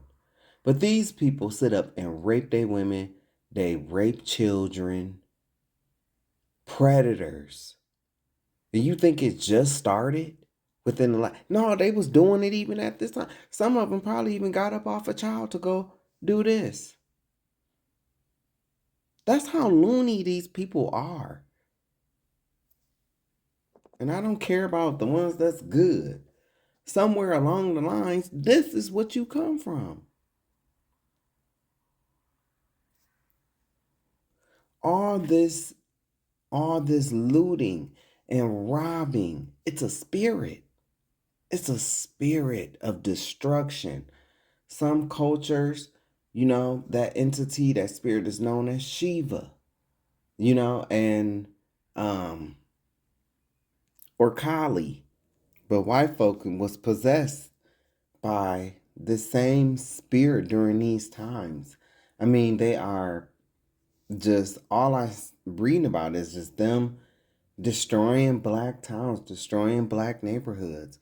But recently, throughout history, they come with this, oh, you guys, you can't build, and you can't do this. And yeah, no shit, Sherlock. Every time we do, this is what y'all do. Make up a lie about somebody wanting to rape your ugly ass women. But don't nobody want to touch them goddamn broomsticks with lungs.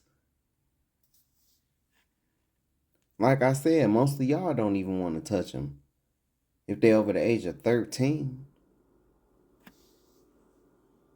Don't make no sense. More than 100 homes of black Beaumont residents were ransacked. No, and you think they just doing? No, they stealing. Because they don't got shit. And trying to keep black folk from progressing. That's been this plan since Genesis 27 and 41.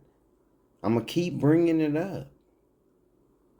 This is Esau ruling by the sword.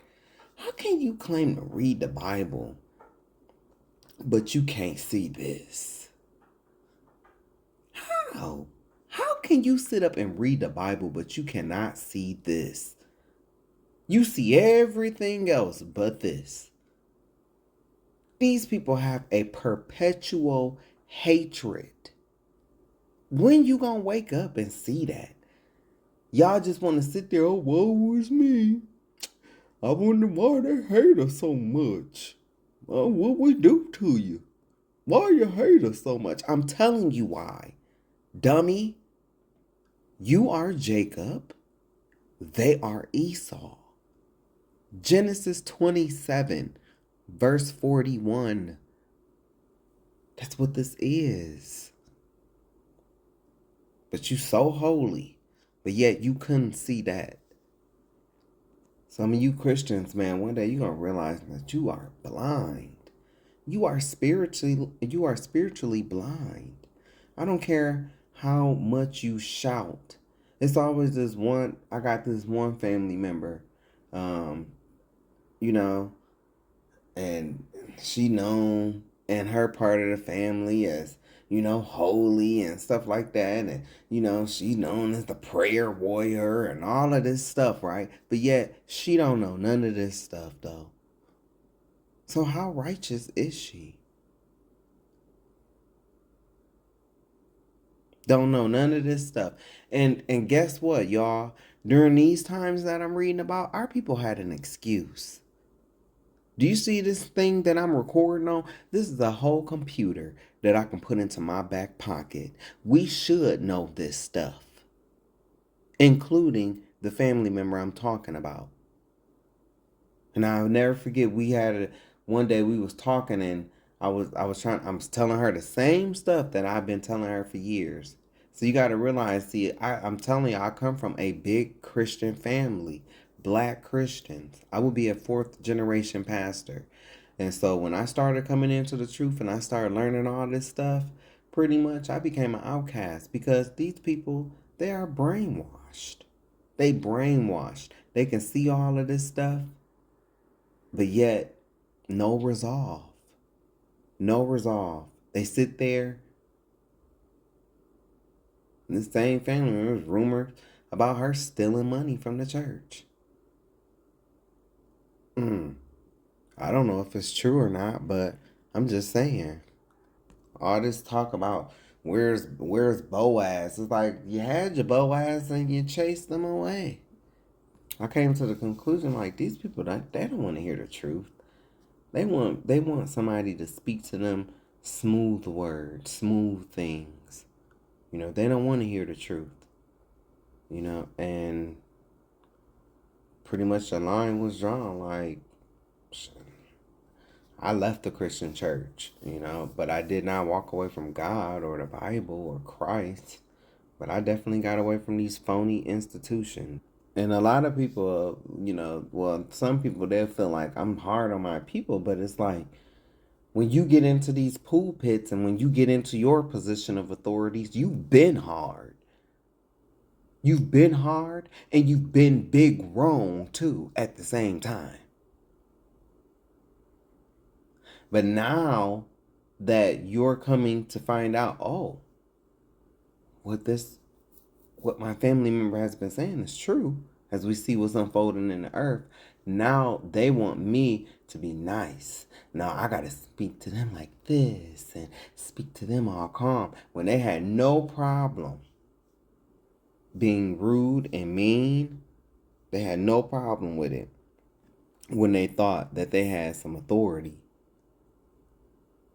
because they thought they knew the Bible more than I did, which is sad, but that's how it is in black families. I'm older, so I know more than you. I've been reading this Bible for 20 years, but yet you don't know that black people are the real Jews.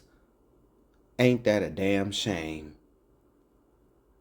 You sit up here and say, the law was done away with, but yet in Acts 18, Paul is going to, it's literally saying Paul is going to keep a feast and holy day. Ain't that something? Can't explain how they get 3 days and 3 nights from Friday, either morning or midday, to Sunday morning, because there was no Sunday night, remember? By the time they got to the tomb, it was dawn, so that's morning. Can't explain that. But they want your tithes. That they even lied about turning their tithes from food into money, so they can scam people, and they get mad when people call them out. But what you're seeing that's happening in the church right now is a judgment from the Most High. Judgment is going to start with his people, and it just happens that most of his people fill the church. Anyway, Mayor George Gary called in the Texas National Guard late on the night of June 15th, and acting Governor A.M. Aiken Jr. declared Beaumont to be under martial law. About 1,800 guardsmen entered Beaumont along with 100 state police and 75 Texas Rangers at that time. Upon their arrival, an 8:30 p.m. curfew was established. The Texas Highway Patrol placed roadblocks around the city to seal it off against rural whites who threatened to join the mob. The Army and Navy also made the town off limits to nearby military personnel. Within the town, all activity came to a halt Local bus lines were ordered to stop running and buses scheduled to stop inside of Beaumont were rerouted to go around the city. Mayor Gary closed all liquor stores, parks, and playgrounds to prevent the gathering of large crowds. Black workers were barred from going to work. The curfew was lifted the next day on June 16th. The guardsmen left the town.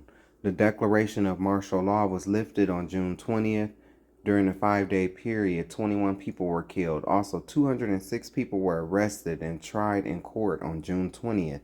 Of those arrested, only 29 were actually charged with specific crimes, mostly assault and battery, unlawful assembly, and arson. The rest of those arrested were released. No one was specifically held responsible for the deaths during the riot, although black and white workers returned to the Pennsylvania shipyard.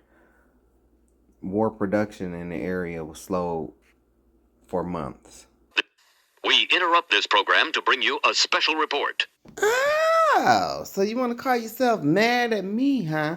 For what I talk about? Well, go find your kids. Go find your kids, to my people. Go find your kids. As of early 2026, there's no single real-time total for currently missing black children, as these figures are fluid and based on ongoing active investigations. According to FBI.gov data, over 140,000 black children were reported missing at some point during 2022. And where are we at now? That was 4 years ago. So do you think that number has decreased or increased? Okay. 2022, black children represented a significant portion of the roughly 546,000. Okay? That's over 500,000 kids in this country that are missing. White folk, stop preying on your children. Stop preying on your children. You want to be mad at me? Stop preying on your children. Go find your kids. Don't be sitting up being mad at me. What you mad at me for? Go find your kids. 546,000. That's over 500,000. In total, missing child reports in the U.S., including over 77,000 black girls. Yes, that is bad. But where's the statistics for black boys? Seem to be forgotten about. Because no one cares about black boys. Not even black people. Just saying. I'm just saying, according to this. You can't even find no data on the kid, on the young black boys. Where's the data for the young black boys? Oh, okay. Data from 2016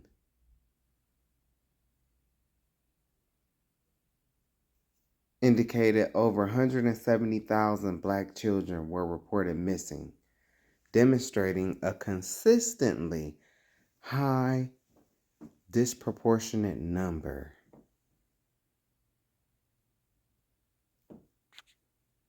Now, I knows, you don't want to hear it.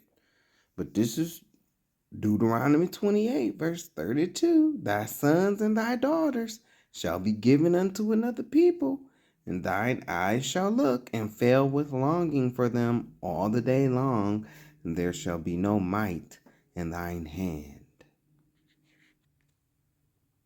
Thou shalt beget sons and daughters, but thou shalt not enjoy them, for they shall go into captivity. Deuteronomy 28, verse 41. This is not a game. This is not a game. So, like I said, you want to be mad at me? Go find your chillin'. Go find your children. Anyway, we're moving on to Birmingham. What is Birmingham? Birmingham, Alabama, 1947 through 1965. See the picture?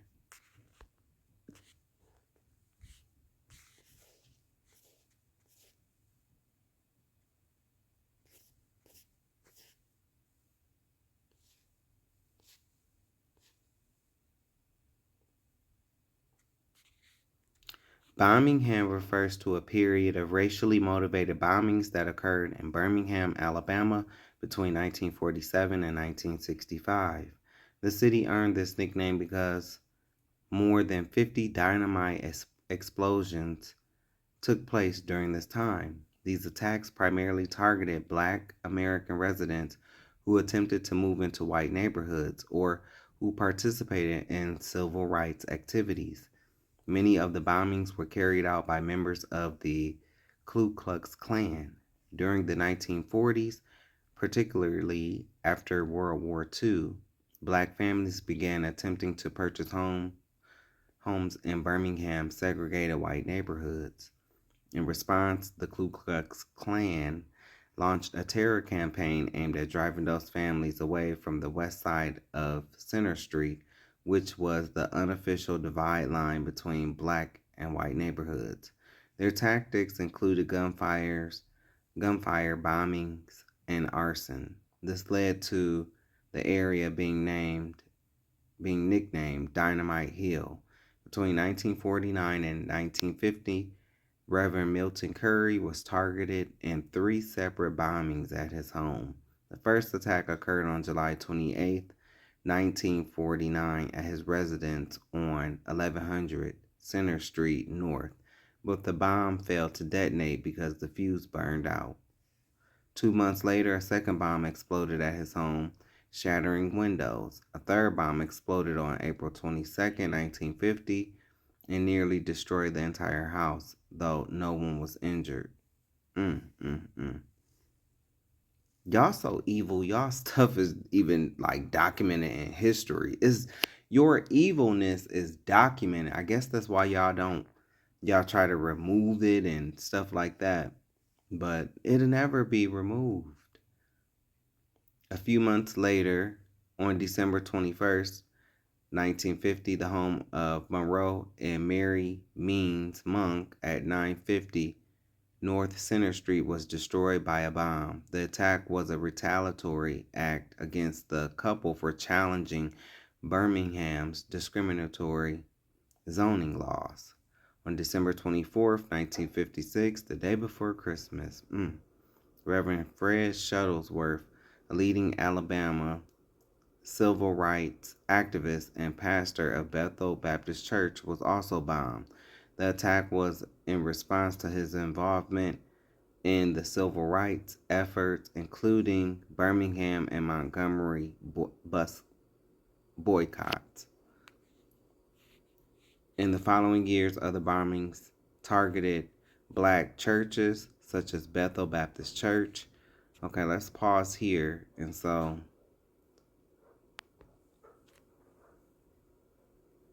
because I had meant to put this guy along the civil rights leaders that I talked about earlier, like in my videos, but I forgot to put his name down. But I did come across something on Facebook about him. Let me see. This was him. He was warned to leave town. Bomb exploded before dawn, but he walked out alive. 1957. Christmas night, 1956, moving into 1957, Birmingham, Alabama. Reverend Fred Shuttlesworth had announced plans to challenge segregation in the city's public schools. Birmingham was one of the most violently segregated cities in America. The KKK did not make idle threats there. That night, as Shuttlesworth slept at home with his wife and children, a bomb exploded beneath the house. The blast tore through walls, windows shattered, wood splintered into the yard. Neighbors expected to find bodies in the rubble, but when the smoke cleared, Fred Shuttlesworth walked out alive, bruised, shaken, but alive. He looked at the officers who arrived and reportedly said, "God saved me," to fight on. 1957 did not slow him down. Instead of retreating, he helped found the Southern Christian Leadership Conference alongside Dr. Martin Luther King Jr. He led the Alabama Christian Movement for Human Rights, organizing boycotts, lawsuits, and direct action campaigns against segregation. He and his family endured repeated violence. He was beaten with chains and brass knuckles in 1957 when attempting to enroll his children in an all-white school. His wife was injured, yet he returned to the streets. Birmingham earned the nickname Birmingham because of the frequent attacks on black homes and churches that these people were never repaid for. Y'all paid the Japanese, you've paid the natives.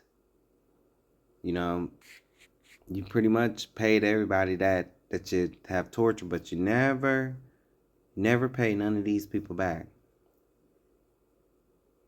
You don't never wonder why. You need to go back and read Genesis 27 and 41. Do you think Esau want to pay Jacob anything, knowing what's to come for Jacob?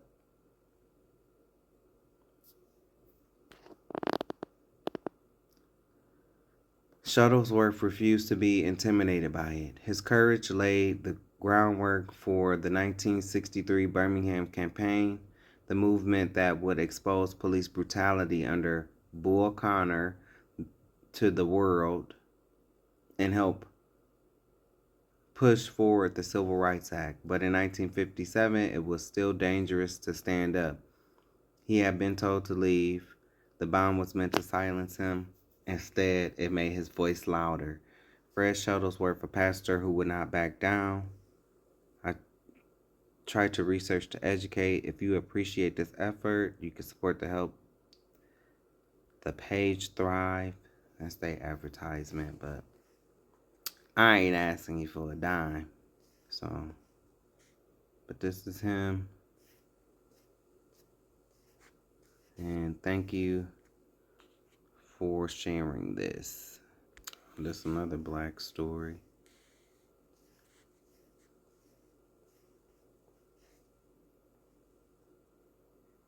How they changed the rules.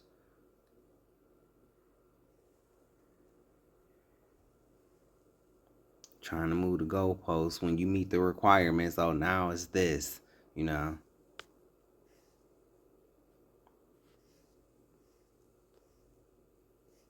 That's what they do, though.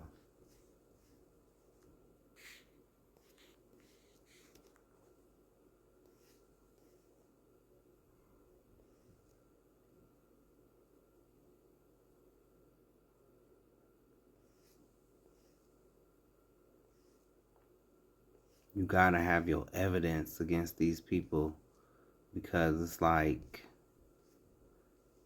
you know, you going up against cheaters. This is what they do. They cheat. You know, you can't never win against a person who's cheating. And then when you finally, and then even if you do pull it off, now they ready to go get their posse. And it's so crazy how they sit up and talk about gang members. It's so crazy. It's just like the riot from 2005, right? In Toledo. How these motherfuckers all the way from Roanoke, Virginia, wanted to go to Toledo to protest gang violence. But yet I'm reading all this stuff about their ancestors and how they mobbed up and ganged up. Where do you think these people learned it from? Where do you think these gangbangers learned that behavior from? They watched y'all cracker hunky Neanderthal cave dwelling monkey lip having asses do it first. To us. That's where they learned it from.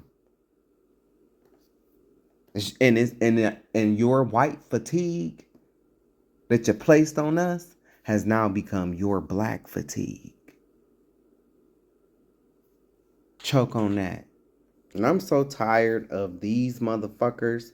I'm so tired of this fairy faggot right here. I am, man. Don't call for no unity amongst blacks and whites. Nah, fuck you, fairy. Fuck you.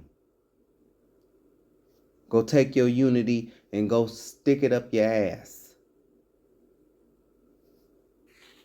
I'm so sick and tired of you motherfuckers. You want to sit up here, you want to beat your chest, be racist, and then when shit hits the fan, oh, now we got to call for unity. Fuck you, Nick Fuentes, with your fairy ass. You ain't nothing but a weak ass wimp. You shouldn't even have a voice. You shouldn't even have a voice. That's how you know your followers are stupid. Y'all are stupid. This motherfucker sat up here and led you down a path, right? You cannot argue this. You sat up here, you led these people down a path. You feel the way you feel about black people, but then in the background, you're sitting up listening to Kanye West.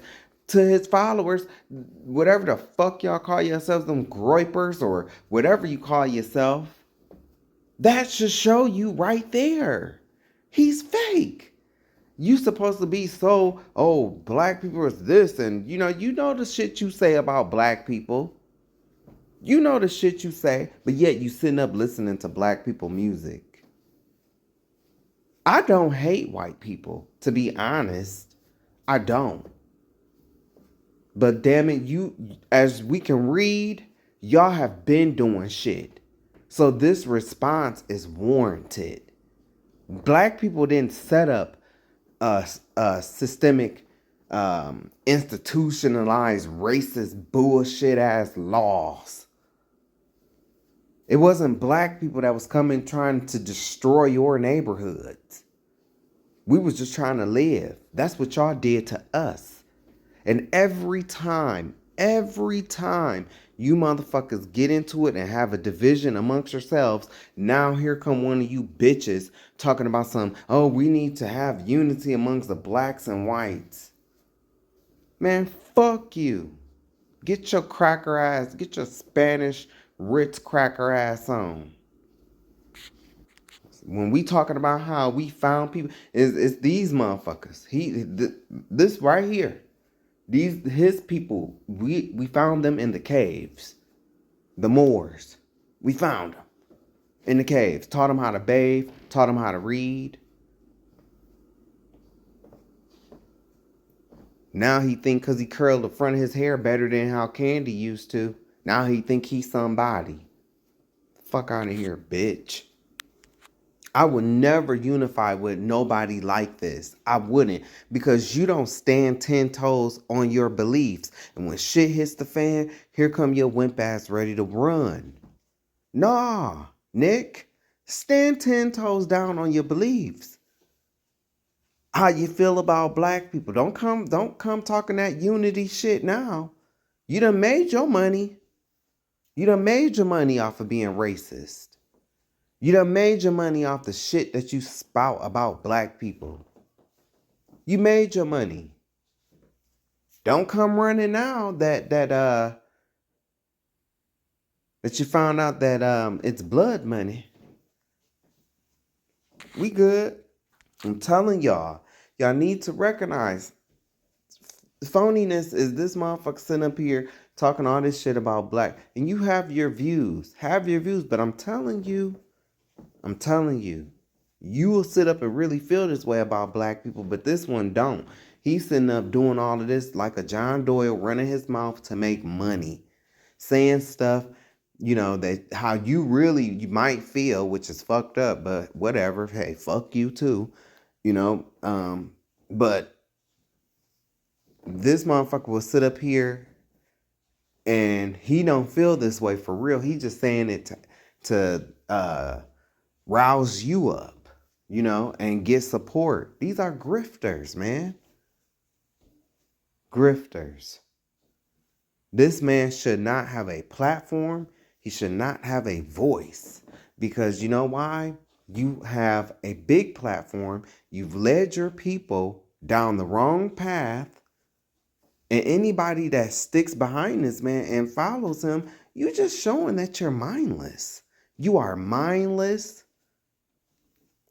You're mindless. You don't have a mind of your own. You are what I call you have a herd-like mentality. You are a follow the leader type of person. You're not a leader. You're a follower, and you follow this figure skater down the wrong path. And now he's roused you up, gathered your energy behind him. And now he's turning around and telling you, oh, we need to try to unify with the blacks. He's not talking to us because he already know. He already know. If you don't get your fairy figure skating ass on somewhere. So I decided to come to the comment section, And you always got some dumbass black folks. Some of you black folks, y'all not gonna learn until you right back in chains. That's what it's gonna take for you to learn. That's what it's gonna take for some of our people to learn. See, some of our people, we are so hard-headed that we have to experience it. Like we will see the shit happening, know it, can calculate it. And then when they putting the chains, the yokes of iron around our neck, oh, how we back here? This shit right here. I'm all about unity.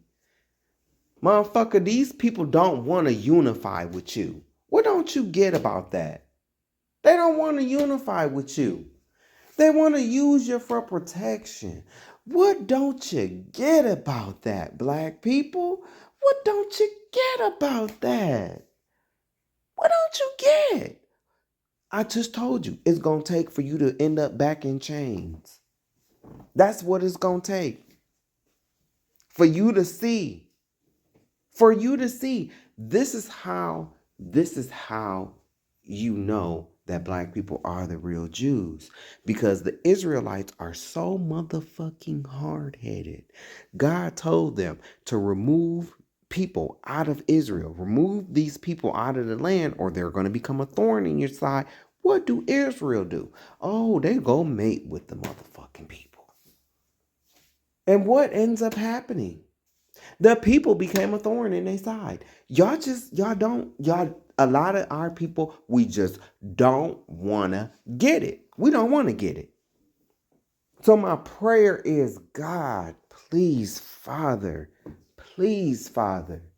please, let these people that think about, like Anwar and Rakeem, and all of these black folk that be wanting to give these people passes to the cookout and stuff like that. They ain't did nothing for black people. Ain't did nothing to be pro-black, But hey, you get a pass to the cookout. You get a pass to the cookout. You get a pass to the cookout. The black girl thinks she doing a flex, bailing Shia LaBeouf out of, or whatever the fuck his name is, bailing him out of jail. Like you don't get it. You don't get it. You don't get it. She not gonna get it until she ends up in slavery, in chains. That's when she'll get it. And then she'll be sitting up here crying oh, the black woman is the least protected. The black woman is the most disrespected. But the black woman still continues to take her ass and run behind massa. Then when Massa snatch her ass up, she want to look to the black man. And then when he don't respond or deliver, now, see, I told you, you ain't shit. No, bitch, you ain't shit. You keep going to these cracker motherfuckers. You ain't shit. And black men is starting to realize that. Thank God. And I feel the same way about you black men that sit up here and date these white women. I don't feel so, like it's been situations where black men have came up hurt, missing, from fucking with these Beckys. I don't feel sorry for you. I don't feel sorry for you. When something happened to you, when she go claim she was raped and she go get all her uncles and shit and they tie you to the back of a truck and they drive, I don't feel sorry for you. When you get your white man and he start whooping your ass and calling you niggers, I don't feel sorry for you. You're getting exactly what you deserve. And that go for the LGBTQIA as well. I'm not down with the swirl. I don't do interracial. I don't believe these people are devils. And I've experienced that even coming up, even because I told y'all my mom is married to a white woman. So, yeah, I ain't down with that shit. I don't care about her being lesbian, but it's just, why a white woman? But because, like I said, a lot of my family they come from the South. It's that subservient mindset. It's that Beth from Beautifully Being Honest.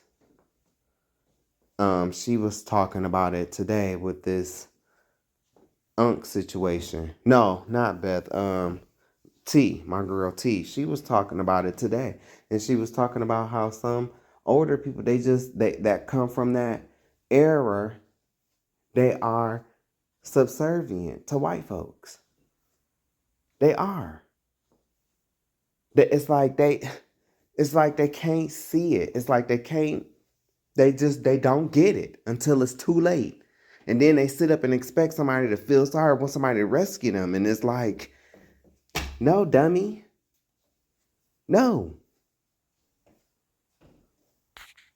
Okay, so this is my girl T. Like I said, y'all go visit her channel. I watch her. I follow her. Always watching her videos and stuff like that. Love T. Love lovely T.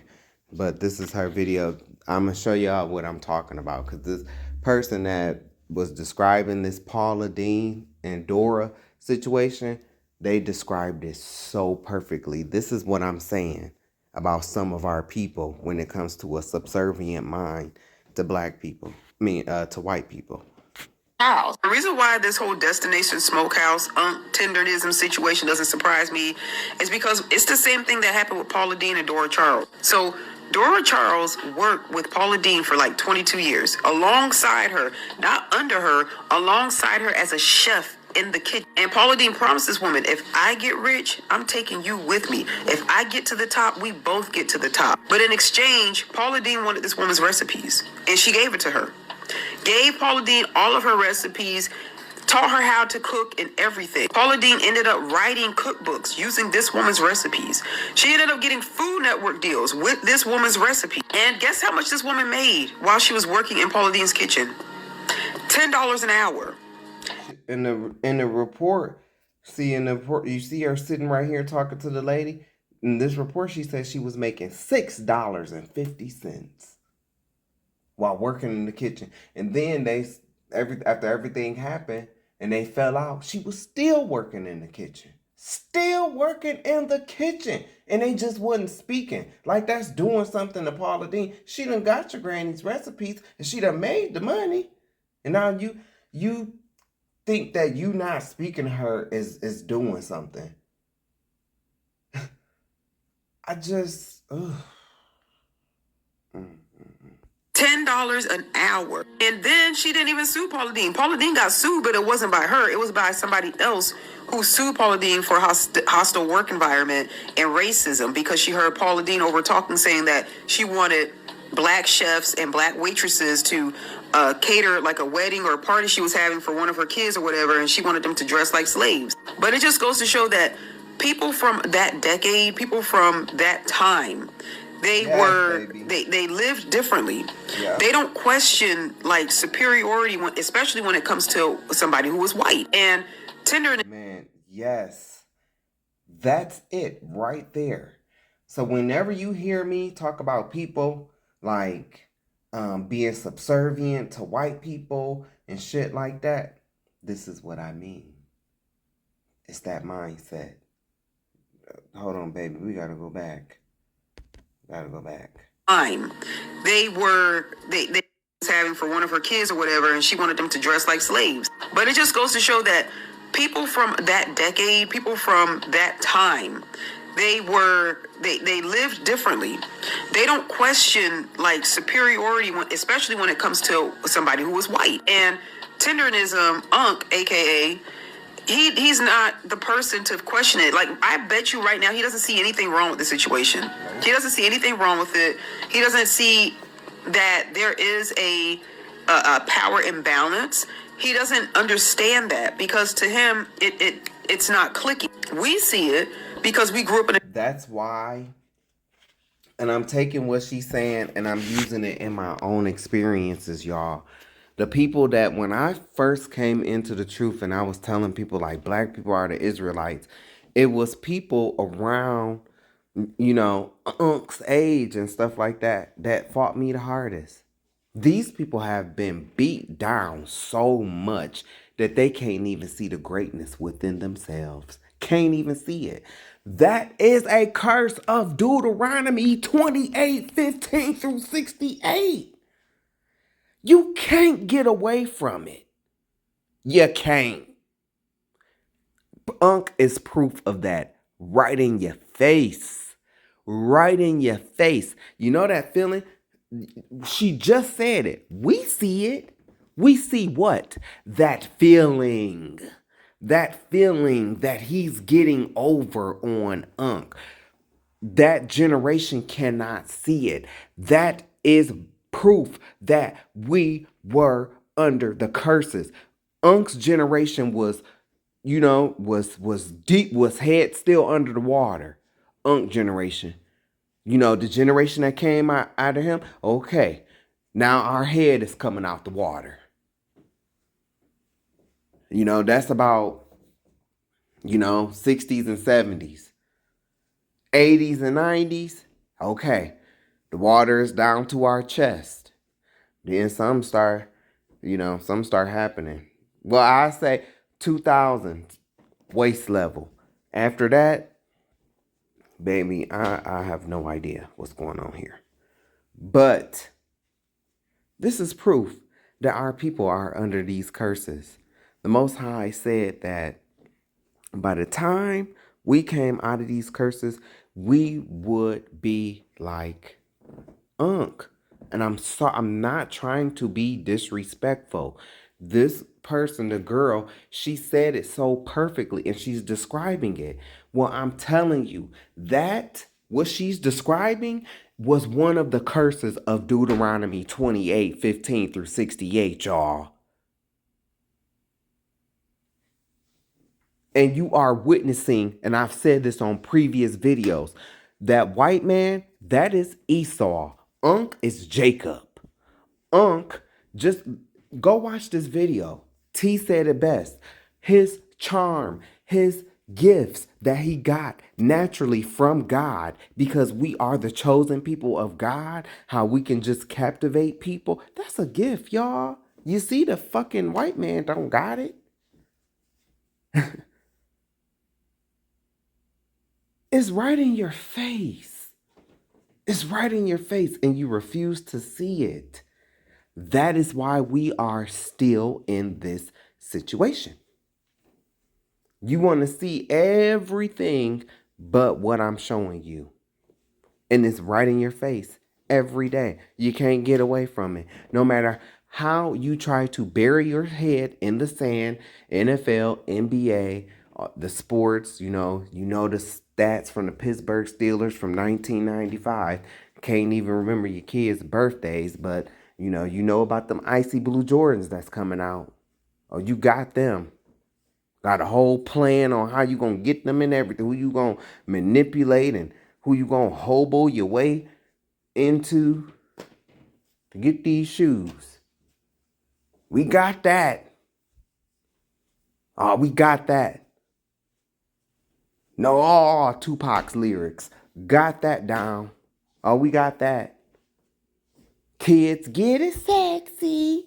Oh, they got that. Can't say them ABCs. Oh, but they know get it sexy though. They know that.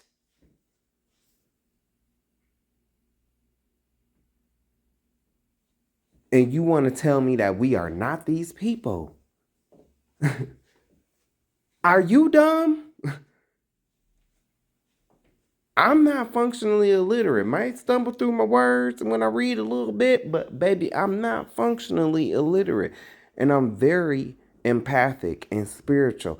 So I can see a lot of shit that most people don't. Apparently. This is the situation. And I'm telling you,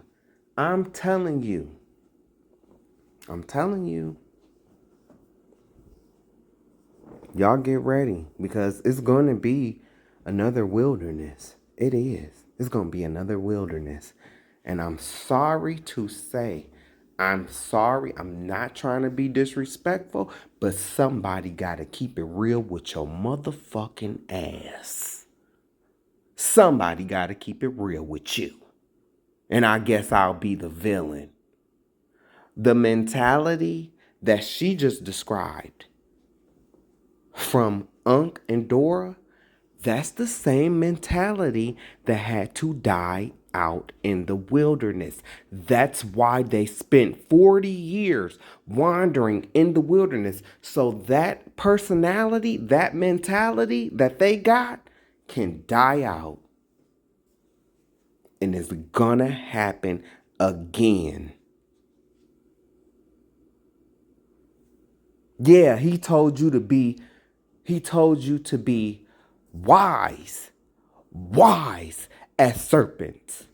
Wise as serpents and harmless as a dove. He didn't just say be harmless and stupid as a dove. That's not what it said. It said be wise as serpents and harmless as a dove. You forgot the first part, people. You forgot the first part.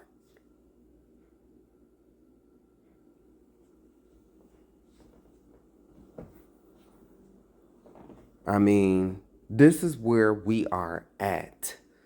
This is where we at. Different time, we educate a power imbalance. He doesn't understand that because to him, it's not clicking. We see it because we grew up in a different time. We've educated ourselves and we're more self-aware. But people like him and people like Dora Charles, who never sued Paula Deen, who still to this day will say and kind of admit that Paula really didn't do nothing to her. The only reason she spoke about it is because it came out. They don't see any wrong in what happened. They don't see they were treated wrong. They don't see it, and they probably never will. A lot of times these black cooks and these... And I'm telling y'all, I've seen this mentality close hand, and it's very hurtful. It's very hurtful to watch, and it makes you want to get away. It does. That's why I don't deal with a lot of my family today, because a lot of them suffer from that. A lot of them do. And they'll be mad at me because I don't act like that, like they do. That's the big difference between me and them. You can say I'm mean, you can say I'm whatever. You can say whatever you want to say about me. No, I stood up for myself.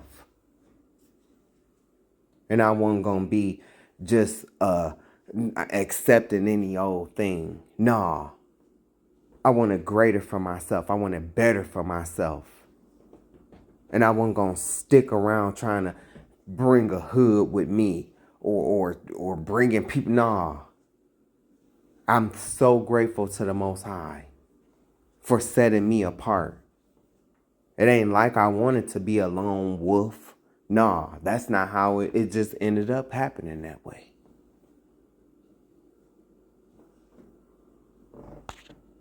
But I'm telling you, our people, we have this mindset. We have this mindset. This is how I know. This is a characteristic. It's a characteristic. That's how you know. But yet we'll have the same mindset, right? We'll have the same mindset. And I'm not trying to be disrespectful, but somebody that think, she ain't do nothing wrong to me, But let another black person, let another black pull just not even a third, just a smidget of what that bitch did. Oh, it'll be a brawl down fight. Another characteristic. Another characteristic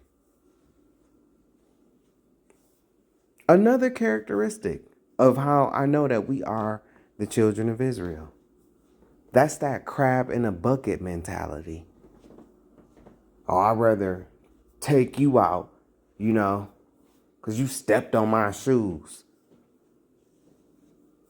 But then when this white police officer, do more than step on my shoes, oh no, I ain't got no smoke for him. No, but I'd take you out though. And then end up getting arrested by this police officer and going to jail. Like, it's just the curses, man. The curses of Deuteronomy 28. Our people just don't want to wake up. We don't want to see it. We don't want to deal with it. Some of the best thinkers, they can think and navigate this whole situation, but somehow can't relate this to these scriptures.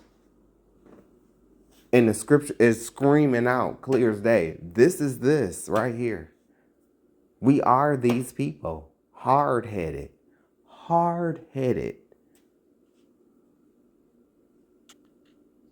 And spiteful.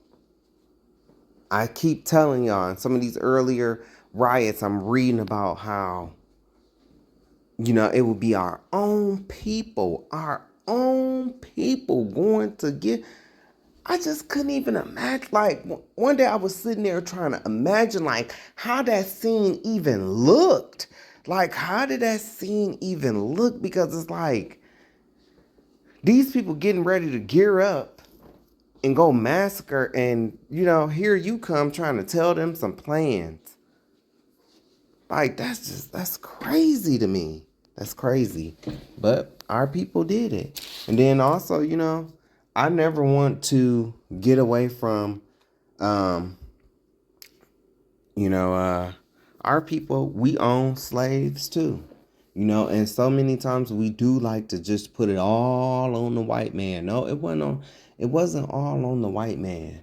When we was in Africa, like I said, we were sold by people that look just like us. They're not the same bloodline as us.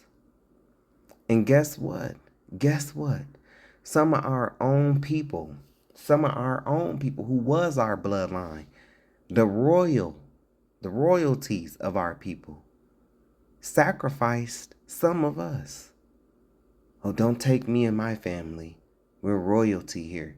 You take them. Take these people, the working class.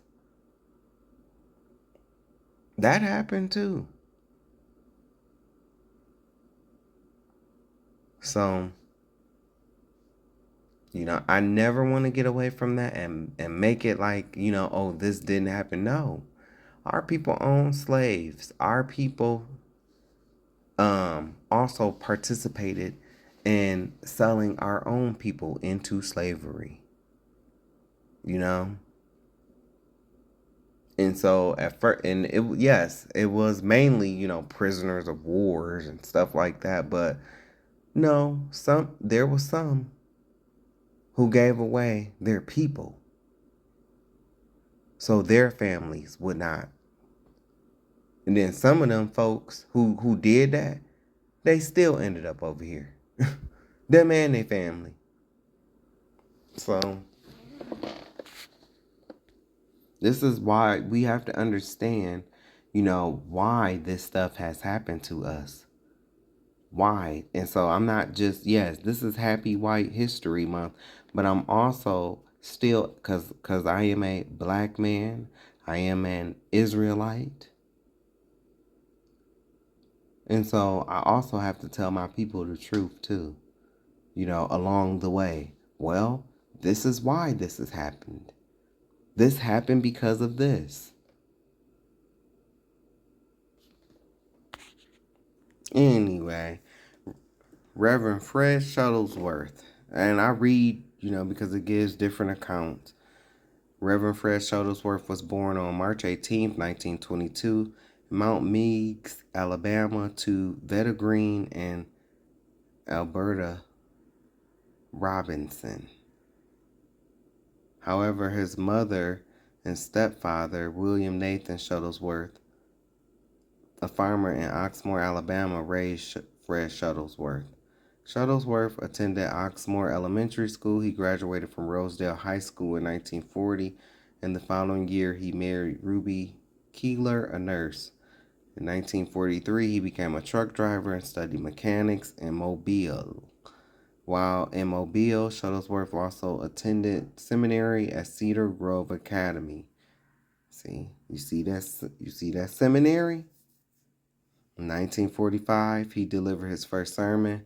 He pursued an A.B. degree at Selma University and Alabama State College. In 1950, Shuttlesworth became pastor of First Baptist Church in Selma, and in 1953, he returned to Birmingham as pastor of Bethel Baptist Church. In Birmingham, Shuttlesworth became a leading civil rights figure, challenging segregation in the school system and Jim Crow policies in public accommodations. In May of 1956, Reverend Shuttlesworth formed the civil rights organization Alabama Christian Movement for Human Rights. That same year, he became a participant in the Montgomery Improvement Association's Montgomery bus boycott. Shuttlesworth's role in the boycott angered members of the KKK who dynamited his house, who blew up his house. Following the destruction of his home, Shuttlesworth continued to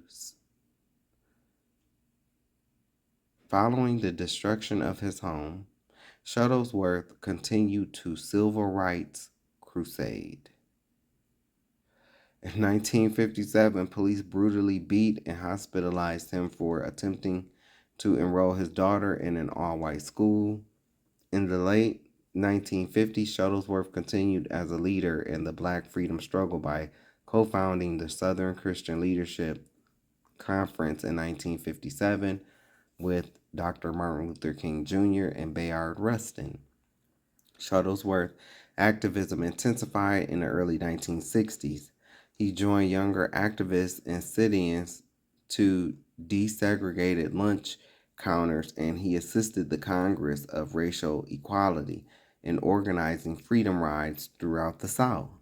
Shuttlesworth continued to challenge Jim Crow in Birmingham. 1963, he participated in the civil rights campaign that city's Kelly Ingram Park. At one such protest, Sheriff Eugene Bull Connor ordered the fire department to turn water cannons on Shuttlesworth and other protesters. The Reverend was seriously injured and hospitalized. In 1966, Shuttlesworth left Alabama, becoming pastor of Great New Light Baptist Church in Cincinnati, Ohio. In the North, he continued his activism by founding in 1988 the Shuttlesworth Housing Foundation, an organization that assisted low-income families in purchasing homes. For Shuttlesworth years of activism, Birmingham's International Airport was renamed in his honor as the Birmingham Shuttlesworth International Airport in 2008. Reverend Fred Shuttlesworth returned to Birmingham, where he died on October 5th, 2011. He was 89. The Birmingham Campaign, 1963.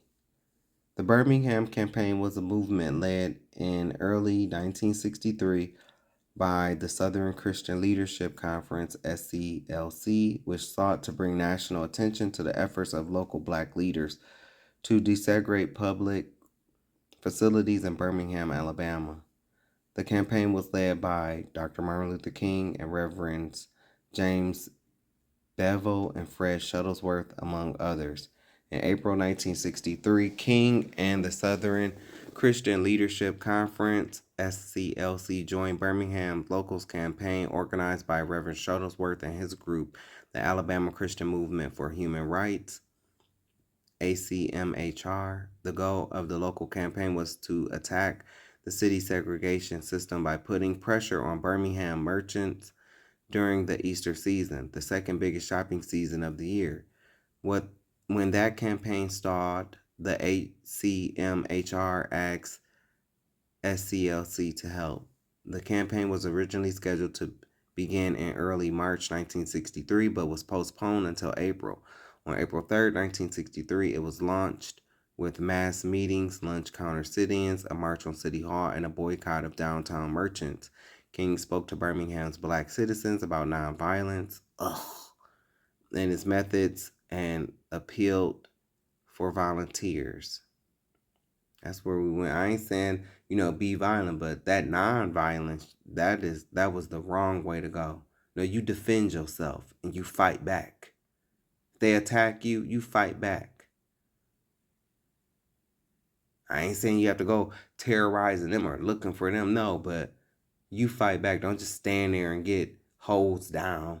Don't just stand there and let their dogs bite on you. No, fight back.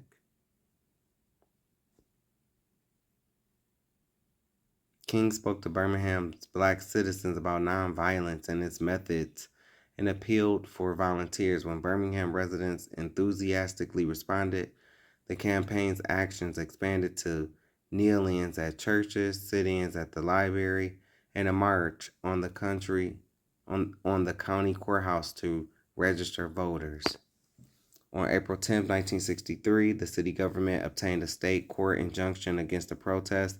After debate, campaign leaders decided to disobey the court orders. King contemplated whether he and Ralph Abernathy, SCLC's second in command, should be arrested. King decided that he must risk jail.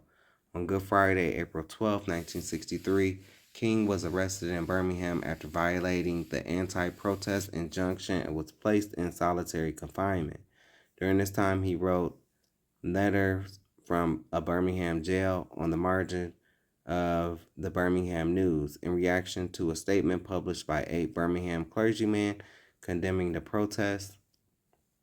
King asked his jailers for permission to call his wife, Coretta Scott King, who at the time was home in Atlanta, recovering from the birth of their 4th child, Bernice King. They denied the request. After Ms. King shared her concern about her husband's safety with the Kennedy administration, Birmingham officials permitted King to call home. He was released on bail on April 20th, 1963. On May 2nd, 1963, more than 1,000 black American students attempted to march into downtown Birmingham, where hundreds were arrested. The following day, Public Safety Commissioner Eugene Bull Connor directed local police fire department to use force to halt demonstrations. The next few days, images of children being blasted by high-pressure fire hoses, clubbed by police officers, and attacked by dogs appeared on television and in newspapers, sparking international outrage. Attorney General Robert Kennedy sent Burke Marshall, his chief civil rights assistant, to negotiate between the black citizens and Birmingham city business leadership. The business leaders sought a moratorium on street protests as an act of good faith before any settlement could be declared. Marshall encouraged the campaign leaders to halt demonstrations and accept his interim compromise. King and other leaders agreed on May 8, 1963, and called off further demonstrations. On May 10, 1963, King and Fred Shuttlesworth announced an agreement with the city of Birmingham to desegregate lunch counters, restrooms, drinking fountains, and department store fitting rooms within 90 days to hire blacks in stores as salesmen and clerks, and to release of hundreds of jailed protesters on bond. Their victory, however, was met by violence. On May 11th, a bomb damaged the Gaston Motel where King and SCLC members were staying. The next day, the home of King's brother and Birmingham resident Alfred Daniel King was bombed. 4 months later, on September 15, 1963, KKK members bombed Birmingham 16th Street Baptist Church, which had been the staging for many of the spring demonstrations. 4 young black girls, Addie Mae Collins, Cynthia Wesley, Carol Robertson, and Carol Denise McNair, were killed. Rest in peace. Martin Luther King delivered the eulogy at their funeral on September 18, 1963. Nonetheless, Birmingham was considered one of the most successful campaigns of the civil rights era. I've already talked about this, but I have to read this.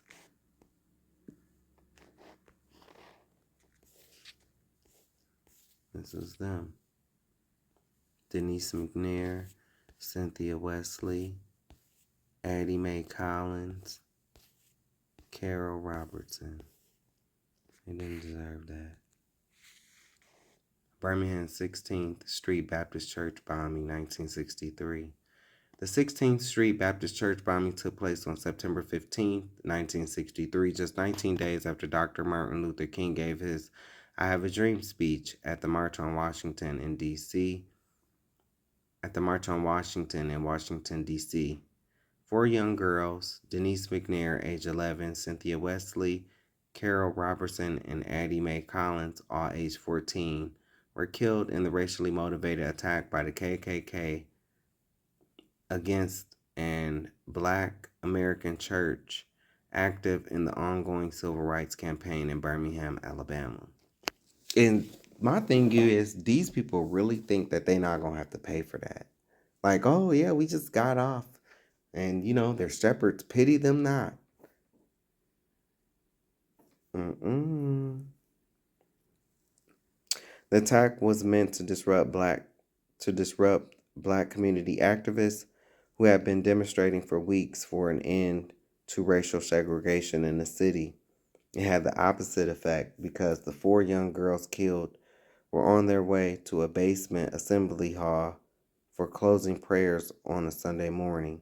The national public's anger and revulsion at the slaughter of children at a place of worship helped build support in the John Kennedy administration for civil rights legislation. 22 others were injured, many of them that had been in the same group as the girls. Oh, wow. I never knew it was other ones that was injured. Wow, I never knew that. 22 others were injured, many of them children that had been in the same group as the girls. Wow. 16th Street Baptist Church had been a rallying point for civil rights activists throughout the spring and summer of 1963, leading up to the bombing. The activists had finally reached an agreement with Birmingham authorities to begin integrating schools, and segregationists were outraged. 4 men, whack-ass, weak-ass Bobby Frank Cherry, and all of his family members is weak as fuck too. Thomas Blanton, a coward-ass cracker hunky, just like his family and the lineage that came after him. Hunky-ass cowards. Robert Chambliss and his old Neanderthal demon pale-faced ass devil family that came after him, and Herman Cash. And speaking of Cash, did any of these young girls' family members get any type of cash from these honkies who want to parade around in hoods? And their descendants will sit up and read this shit and think nothing of it. You come from a family of monsters. who were members of the United Klans of America, went to the church and planted 19 sticks of dynamite behind the basement of the building. I bet you they felt real tough blowing up some kids. That's real tough. Oh, you're so tough, Klan. You're so tough. Blowing up kids. Wow. So tough. You have so much against the Muslims. You use that against them. Oh, you guys will strap a bomb to a kid. That's what you say about but you blow up churches with kids in them. So how are you any different? And the only reason why you don't do it to your own kids is because you want to prey on them later on that night. Fuck y'all. The explosion, which occurred around 10:20 that Sunday morning, destroyed the rear end of the building.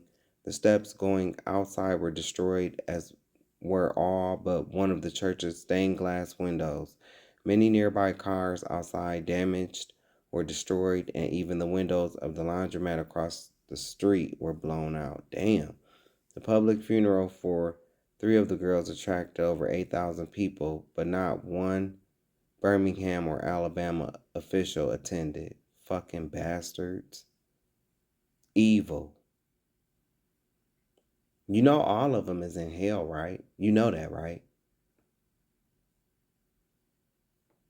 Just so you know. And their descendants are going to go too.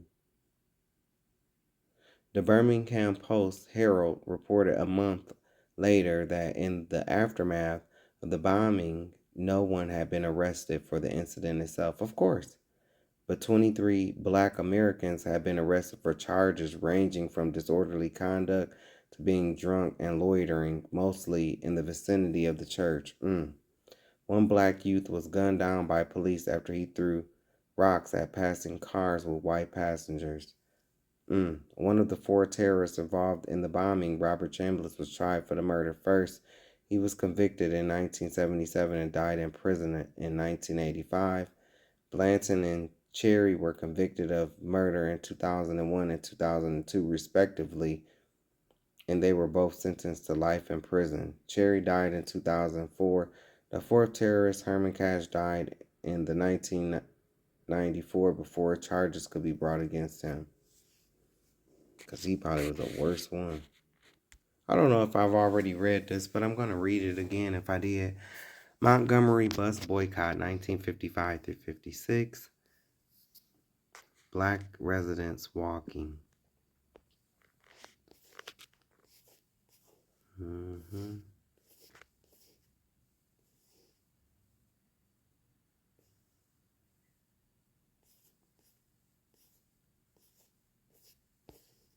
We was walking.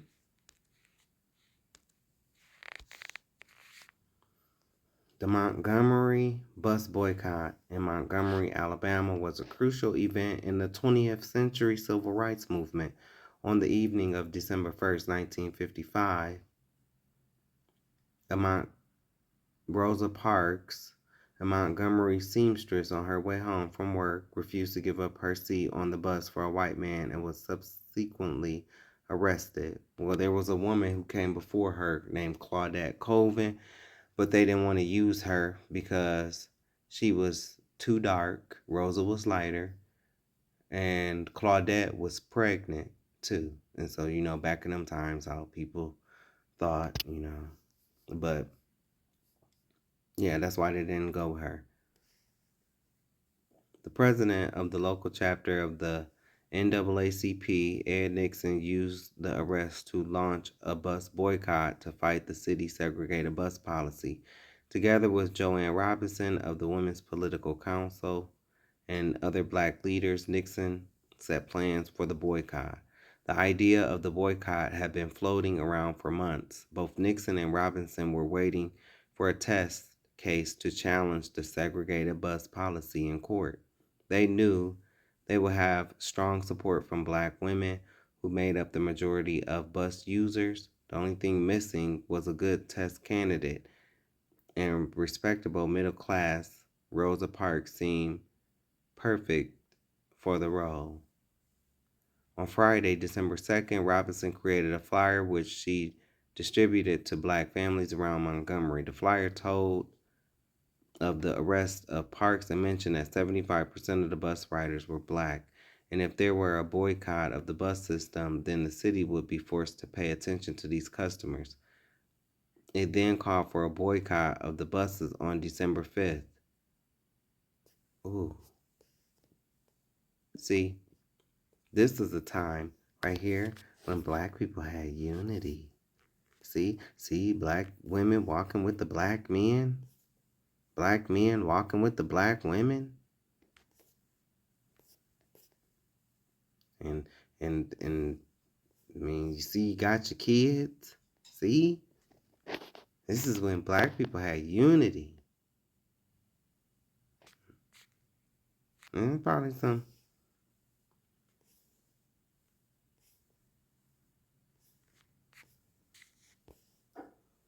I know. Y'all can't focus. Y'all can't stop focusing on which one of these black men is DL. But this is when we had unity. That's why we could get stuff done, because we had unity and we stuck together. Today, we don't do that, unfortunately. But Robinson arranged a meeting with Reverend Ralph Abernathy and Reverend Martin Luther King Jr., the ministers of the two largest black churches in the city. While they hesitated at first, they ultimately agreed to participate and held a meeting at the Dexter Avenue Baptist Church, King's Church, to plan the boycott. A new organization, the Montgomery Improvement Association, was created to lead the boycott, and Reverend King was appointed its president. It also decided that the boycott should continue until the buses were no longer segregated. To get people around town during the boycott, the churches bought or rented cars and station wagons to transport them. Meanwhile, boycott supporters challenged the legality of bus segregation in court. Their case, Browder versus Gale, was eventually heard by the U.S. Supreme Court, which ruled on November 13, 1956, in favor of the plaintiff. The boycott ended on December 20th, 1956, 381 days after it had begun. The buses in Montgomery were now integrated. Okay, so we were on Birmingham, right? So I read all the way up until Fred Shuttlesworth. So continuing on, in 1963, several major bombings occurred. During the Birmingham campaign on May 11, 1963, a bomb damaged the Gaston Motel where Dr. MLK Jr. and members of the Southern Christian Leadership Conference were staying. That same day, the home of King's brother, Alfred Daniel King, was also bombed. On August 20th, 1963, the home of civil rights attorney Arthur Shores was bombed. Just over 2 weeks later, on September 4th, his home was bombed again, though he was unharmed. These attacks were acts of retaliation against black families registering their children to attend formerly all-white schools in Birmingham. 11 days later, on September 15, 1963, the KKK bitch-asses bombed 16th Street Baptist Church, which had served as a central meeting place for civil rights demonstrations. The blast killed 4 young black girls. I read their names. Bombings in Birmingham continued into the mid-1960s. Most of the attacks remained unsolved for years. However, several individuals, including Bob Frank Cherry, Thomas Blanton, Robert Chambliss, and Herman Cash, were eventually convicted or implicated in the 16th Street Baptist Church bombing. And still, fuck this wicked-ass justice system, because these guys were old as dirt, when they finally went to jail. They don't live their life, should have put their kids in jail. I mean, why not? Y'all took kids, right? You took kids. You took four lives, 4 kids. So, yeah, take your kids. Put them in jail. All right. Well, there's another 3-hour video here. So, this is where I'm gonna end things for right now. But I's happy because it's 2:33 in the morning. And so I'm gonna go ahead and get me some sleepers here. And then I'm gonna wake up and I got the day off tomorrow. So that means that instead of sitting up working, I can spend 8 hours. And maybe I'll get 2 videos done, 3 hours apiece. Nothing but rides, in my perspective. Y'all, thank you for your support. Thank you for your love. Thank you for your hate. Fuck you too. Oh, sorry. Yeah, thanks for being with me and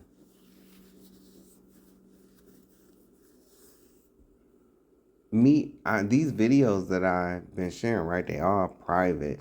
And so until I get done with this project. And so, even though no one can see these videos yet, I have faith. I have faith that even, if I'm not here, one day my work will be remembered like a James Baldwin or a Bayard Rustin. One day my work is going to be remembered. And it's going to soar above these pastors and preachers. And when it does, just remember, it's because y'all wasn't real. You wasn't real. And you don't have a real grasp or a real knowledge of the scriptures. You don't. But that's all right. Y'all have a good night. Love ya.